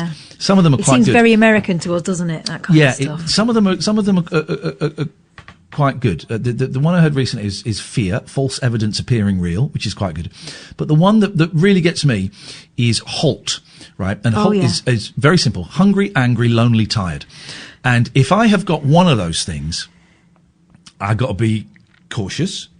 If I got 2 of those things, okay, just, you got to do something. If I got 3 or 4, I'm in big trouble. I'm in big trouble. So am I hungry? No, I'm not hungry. It's a really good little test for me. Am I hungry? No, I'm not hungry because I've eaten some really good food today. Am I angry? I don't think so. Am I lonely? Yes. Very lonely at the moment. Am I tired? Yes. So I got 2 of those things on that list. That means just got to be careful, man. You got to be careful because your equilibrium is to cock at the moment. And I can feel it. I've really been aware of when I've been sinking recently, mental health wise. I've been able to feel it happening, and I can feel it, and I can feel my mood changing. I can feel my eyes welling up ever so slightly. I can feel just wanting to go, F this. This, but then where do I push the microphone to, and where do I storm off to, and that's it, But also the F this is possibly kind of old behaviour of the throw it up in the air and expect things to change. It won't change. You'll feel bad about having sacked it off, Yeah, and I mean, this is partly why we are taking Monday and Tuesday off. My God, Catherine, I didn't realise it's a bank holiday. We've actually booked off. I think for the first time ever in my career, I've booked off a bank holiday. This is insane. I didn't realise. But this is why I've done it, just to have a breather from this. I don't expect I will feel any bank. No, Amy is saying the bank holiday is Friday. You don't get bank holidays on Friday. And someone else said this today. It was meant to be on Monday for May Day, but because of VE Day, it's on Friday. Oh. What? When will those old soldiers get over themselves? Jeez. It's a joke. It's a joke. I ain't going to mess around with those guys. Yes, I know they're very, very old, but still, they were commandos. They can't do that. No, they can't do that. You can't just have a bank holiday. Whoa. Hang on. Does that mean there's no homeschooling on Friday? Oh, hang on. Oh, I think it might. Baby, I'm coming back over that hill. Oh my days! This could be freaking awesome. My boys have started saying frickin'. Oh, I know. I've had to tell my eldest off for that. Because there's a streamer, a YouTube streamer who says it. But on what grounds are you telling them off? Because it's not a swear word. Well, frickin', it's kind of a euphemism for the other F word, isn't it? Sounds horrible. No, it's not, though. It isn't. Is it freaking? But isn't freaking a euphemism for the other words? But okay, freaking. Yeah, it's American crap, innit? Whoa! What's your language? Now that I can tell you off for. But frickin', I'd struggle. But my eldest. Imagine was they say it at school; they'll get done for that. Well, yes. Yes, but you can have that conversation. Mm-hmm. I've had the conversation about, if you swear, don't swear in front of teachers. Yeah, have you not? Exactly. Yes, definitely. I was sat next to my eldest last week, and he was watching a YouTube video on his phone. And we'll take line one, Amy. We'll take line one. And and this guy in the game went, "What the F is going on?" And I looked at him, and he looked at me, and he said, "Oh my gosh, I'm so sorry. It's the first time I've watched this guy. I didn't know he swore." and I went, "Okay, that was a bit of a shock for everybody. Let's move on, and let's find someone that we're a little bit more familiar with. Thank you very much indeed." But yeah, it was. But the fact that he said, "Oh my gosh, I didn't realise." My poor little baby. Didn't realise he was a swearer. My poor little baby boy. My baby boy. Let's go to Chris. Good evening, Chris. Good evening. Yep. Oh, when you said you was feeling a little bit sad and a little bit down, right? Yeah. My throw a pack of cards up in the air and catch them. See see which one you catch. Why would I do that? Well, I would. Okay, let me do it. Go on then. The 3 of diamonds. I was going to say a jack. Oh, right. Is that the end of it? What's supposed to happen? I don't understand it, Chris. I don't know. Okay. How are you hello, doing, Catherine? Chris? I didn't say hello to you. Hello, Jew? No, hello to you. Catherine, I said. Oh, hello to you. I can't hear you very well. How are you, Chris? The staff are really nice to me. I don't go over the shop very often, but when I do go over, they're very kind to me. They are. Good. Like people say, why don't you have a volunteer to do your shopping? No. I can still walk. I can. Mind you, I do with my white cane, and I. Yes, but it's not about walking, and it's not about being blind. It's about not catching the coronavirus or spreading it, isn't it? That's why we are being asked to stay at home, and that's why when that people are offering to help you in this instance. Of course. Yes. Yeah. Bloody hell, Ian. No, don't bloody hell me, Chris, because I've given you nothing to bloody hell me for. I'm just saying that the point you're making is incorrect. Yeah. Don't bloody hell me, buddy. Of course I do. And that's why. But then why did you bring up a different point? Why did you bring up a different point, saying they offered to help me in my shopping, but I can walk? Well, that's not the reason that they're offering to help you with your shopping. I know that. Then why did you bring up the point about being able to walk? I tell you what, I rang them up 5 o'clock in the morning, just because I didn't want to be around people. So it's not about me. No, I don't want to be. Listen, I'm going to be honest. I've not understood any of this phone call. Oh, right. I'm glad you're. I'm waffling. I am. Yeah. I do apologise. Well, we all waffle. We're waffling. But listen, I'm glad you're well. I'm glad you're safe. Yeah. You take care of yourself, and we'll speak again soon. Thank you. Tatty bye. Tatty bye. 03444991000. This is Talk Radio. Late night, Iain Lee on Talk Radio. Let's take calls straight to air for the last bit of the show. The calls are kind of slowing down, and let's just do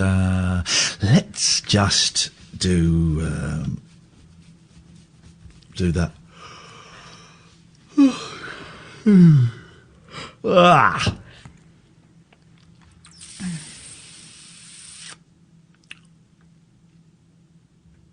Peter Hughes has tweeted us. Just come across your radio station and heard a complete lunatic talking absolute garbage. I thought he must be an idiotic guest who hasn't taken his medication. How can someone so insane actually host a radio programme? Well, stick around, you'll find out. What a fool. He needs help. Well, it's very kind of you, I think. We all need help, brother. We all need help. We're all just trying to get by and just trying to survive and doing the best that we can. That's it. That's it.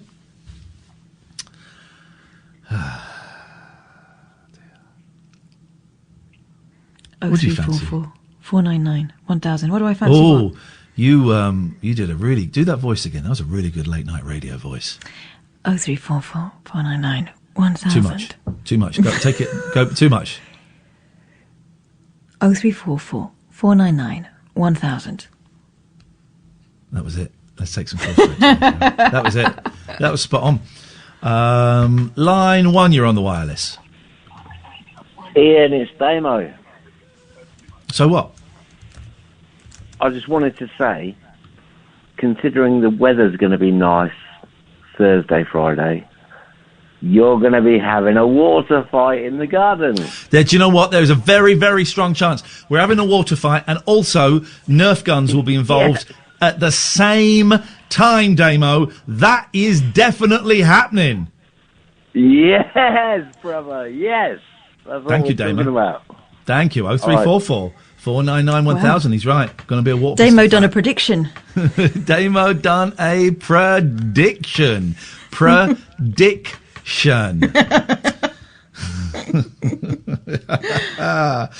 0344 499 1000. Just come on and just do whatever you want. Just let it out. Let it all hang out. Let it all hang out. Just blurt it out. I tell you what I had tonight at 7 o'clock. I saw My Life Story. Jake Shillingford do a little acoustic. Oh yeah, how was that? On Facebook. Yeah, it was nice. It was really nice. About 400 people there. It was just him. Only half an hour long. I was texting Natasha, his partner and his manager while it was going on, and she's going, "Oh, we thought half an hour would be too long, but it's way too short." And I said, "Is there like a tip jar? Have you got like a little tip jar or something that we can chuck a few quid in to say thanks?" She went, "Oh, I didn't even think of that."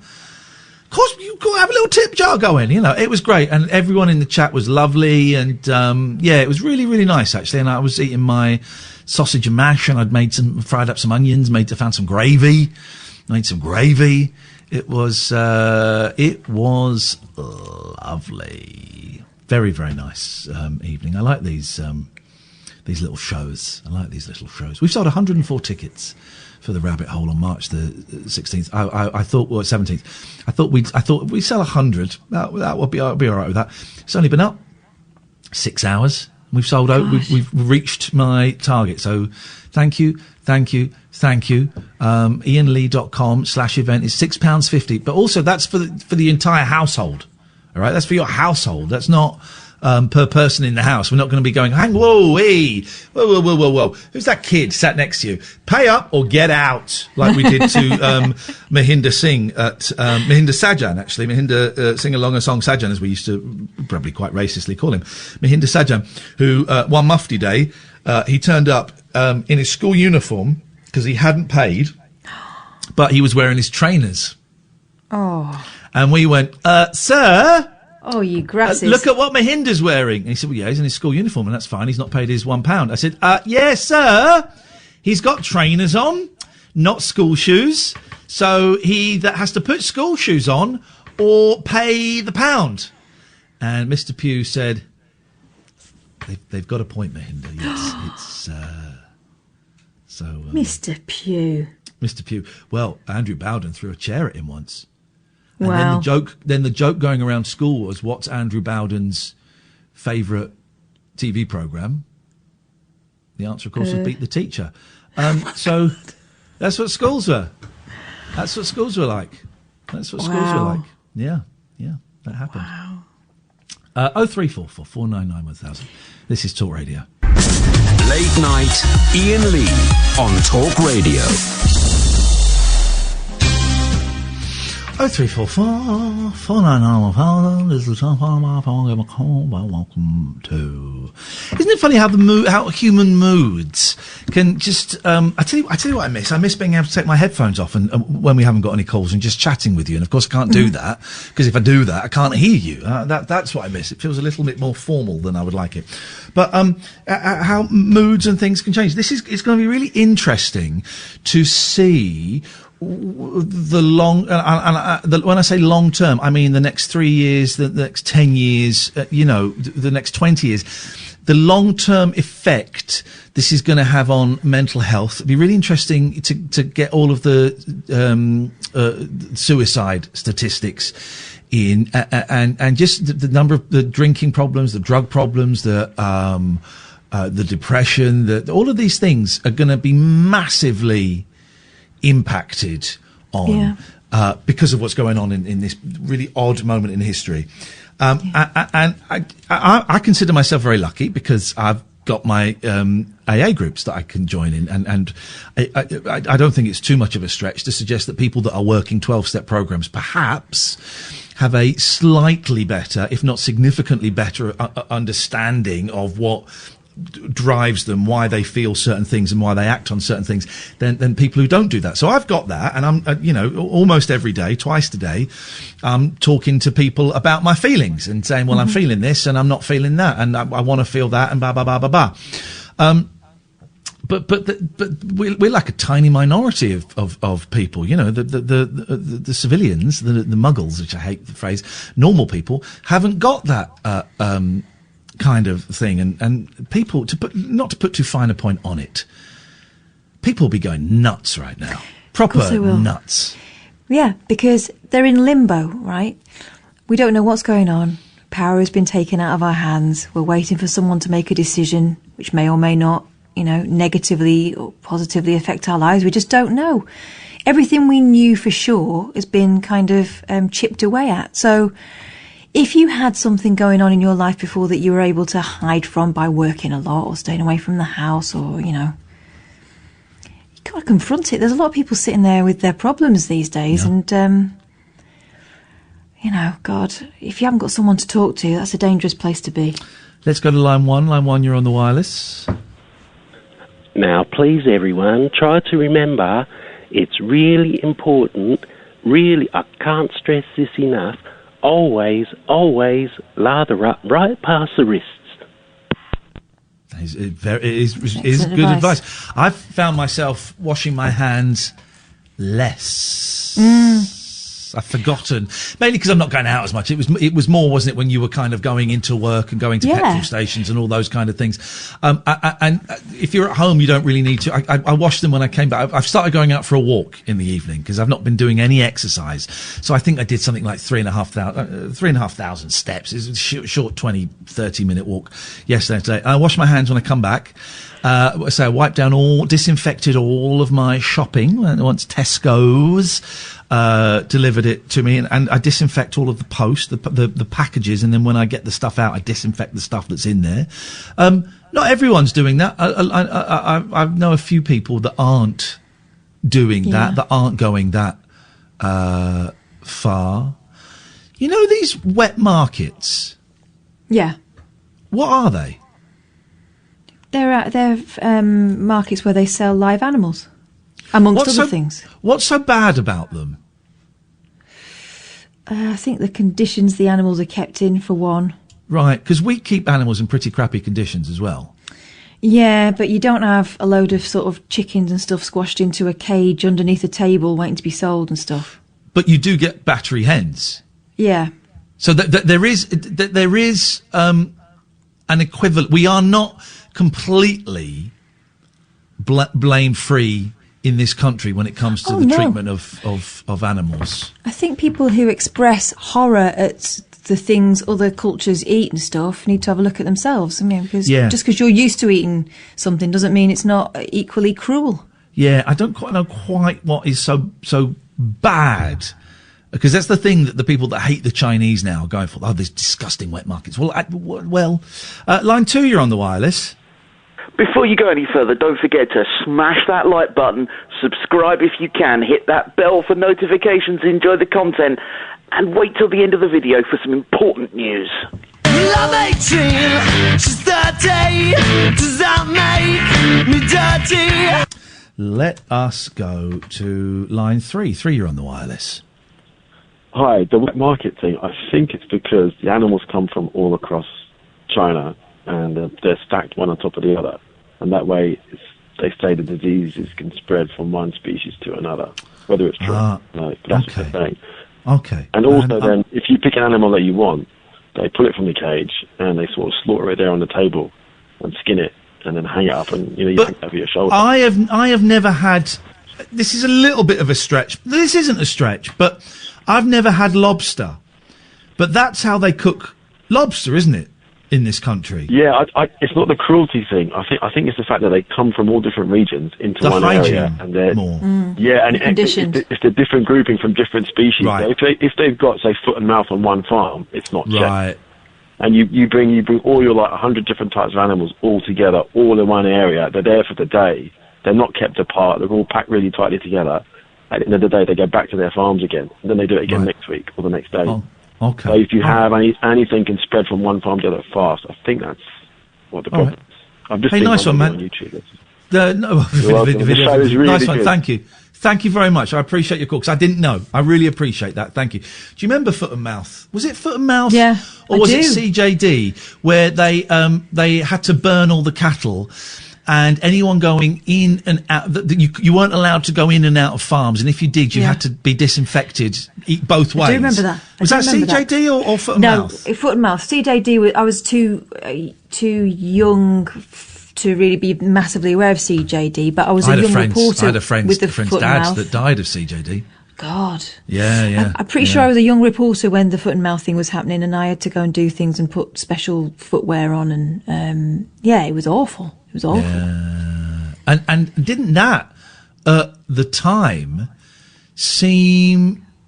Well, I don't understand your tweet. FFS man, wet market's a disgrace. From 39 seconds ago, says James Holmes.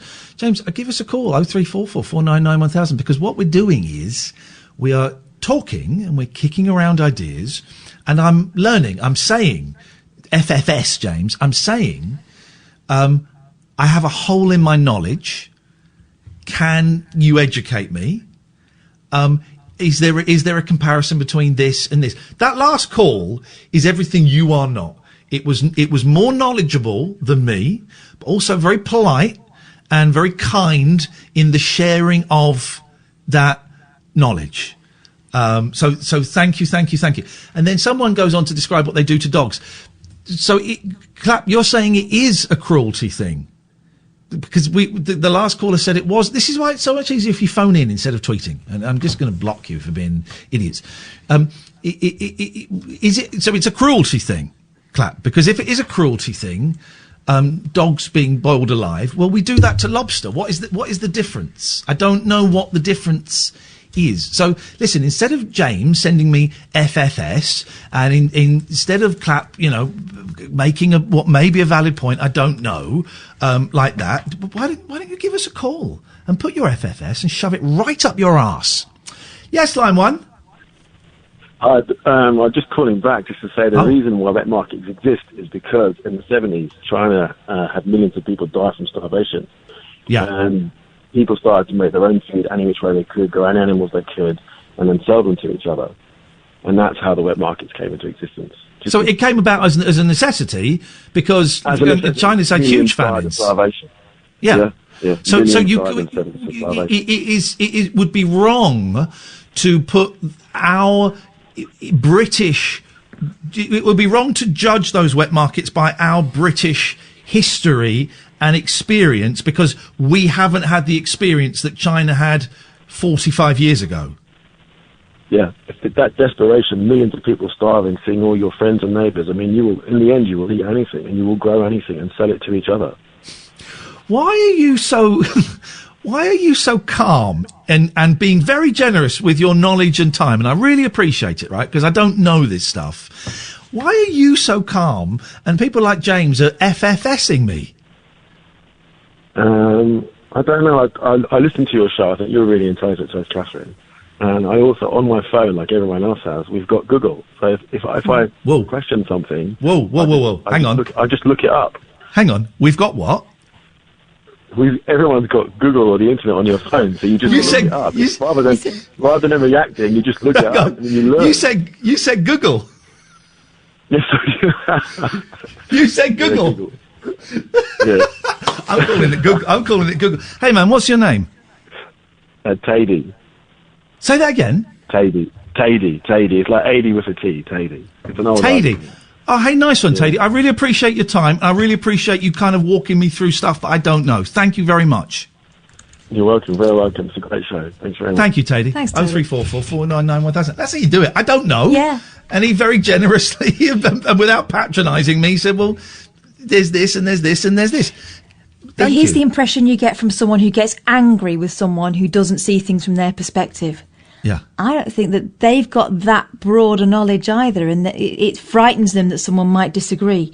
And so to get angry and FFS someone, rather than, as Tady did, ring up and very calmly explain what was going on, and not see it as some sort of moral fault to not know something that you know, or not James believe says, something to be from a certain angle. James, who FFS'd me, now says, and this is the last one I'll read on the radio because it's boring for everyone else. The lobster thing I get, but would you ever knowingly eat dog? Or #wrong. The real answer to that? In the past, yeah, I probably would have done. If I was in a country and dog was served to me, yeah, I'd probably have a go. Also, again, you're coming at it from a Western perspective. Yeah. If that's all you've ever known, you would not see anything strange about it. You're looking at a meat animal. You're not looking at it from a pet perspective. Yeah, I've never got the thing about people being disgusted at other countries that would willingly eat horse or eat dog. I've never understood it. It's just that for the last, I don't know, 500 years, we've found cows and sheep and pigs more attractive to eat. But again, as Tady was saying, China has had several, I think there was one at the beginning of the 20th century as well, has had several massive famines where millions of people died. So, of course, what they consider to be edible, for want of a better word, is going to be different to us. And so, also, James, calm down. The final thing is, if you're so appalled by it, are you a vegan? Because they're right. You know that vegans are right. You know that vegans are right. I suspect that this person probably is a vegan, and that's great news. We're not anti-vegan on this show. Au contraire. You just listen to the sentence that Katherine said. But what I'm saying is, don't pick and choose between meat, because it's all animals. Yeah. James, it's the last one I'm going to read out, because it's a little bit dry for everyone else. Line 1, you're on the wireless. Hello, is this Helen? Is this Helen? Yes, it is. I'm sorry. Right, I missed a bit of what Tady said because it cut out, but I don't know. It's not so much that wet markets are animals. In China, they have dry markets and wet markets. Right. And the dry markets is where you'll get your beans and pulses and flour and canned goods, dry foods. And then the wet market is what we'd probably think of as a farmer's market, because you've got your fruit and your vegetables, and also animals that have been brought in, as Tady said. We're running out of time, so I'm just going to nudge you on ever so slightly. Some of them will be live. Very few of them are what we would consider live animals or bush meat, so like your bats and your pelicans. Actually, it's right in what Tady said that, obviously chickens. I didn't think dogs were so much China, but what's the difference between a dog and a cow and a horse, and a dog and a cat and a rabbit? What's the difference between a chicken and a pheasant and a? Well, there is no difference. There is no. It's just history has said that one is we eat and the other one we don't eat. Okay, well we eat. It's. I know people that had pet rabbits, and then when they killed them because they were hungry.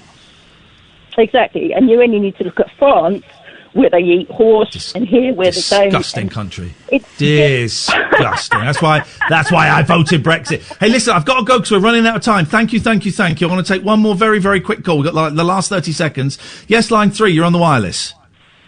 Oh, hello. Yeah, fine. Oh, gosh, I made a terrible mistake here. Yes, sir. Yeah. No, you haven't. No. Oh, I think I might have. Why? Okay, we've got about 30 seconds, sir. I know. It's okay. I just thought that Lee's a big fan of Arthur Lee, isn't he? I'm Lee. I am Iain Lee, and I'm a big fan of Arthur Lee. Yes, of course. Yeah, great. That's fantastic. Never speaks about him. No. Yep. Okay. Anything else? They were talking about religion before, and no, we weren't. Oh, jeez. No, we weren't. Great call. Thanks very much indeed. Daryl's on at 1. Good evening, Daryl. Oh, they're all out tonight. Hello there. Some of them are. Some of them we managed to. Sadly, they're all in tonight. That's true. How are we? All right. I'm really looking forward to collapsing in bed. Actually, I'm tired, man, but I'm all right. Good. How are you doing? Yeah, I think I'm all right. I feel a bit sick. I've got a bit of a sore throat today. Uh-oh. And it's one of those that you go, oh God, oh no. Oh God! This is tiring, and doing, and I know we're not nurses and doctors, but doing this kind of job is actually it's quite stressful during this period because we're having to talk to a lot of strange people. Darryl, we're out of time. I'm really sorry. Tomorrow I'm going to get you in earlier so we can have a. Just watch yourself, boy. I'm a star. I've won awards and I came third, and I'm a celebrity. This is. Thank you, Amy. Thank you, Katherine. This is Talk Radio. Talk Radio.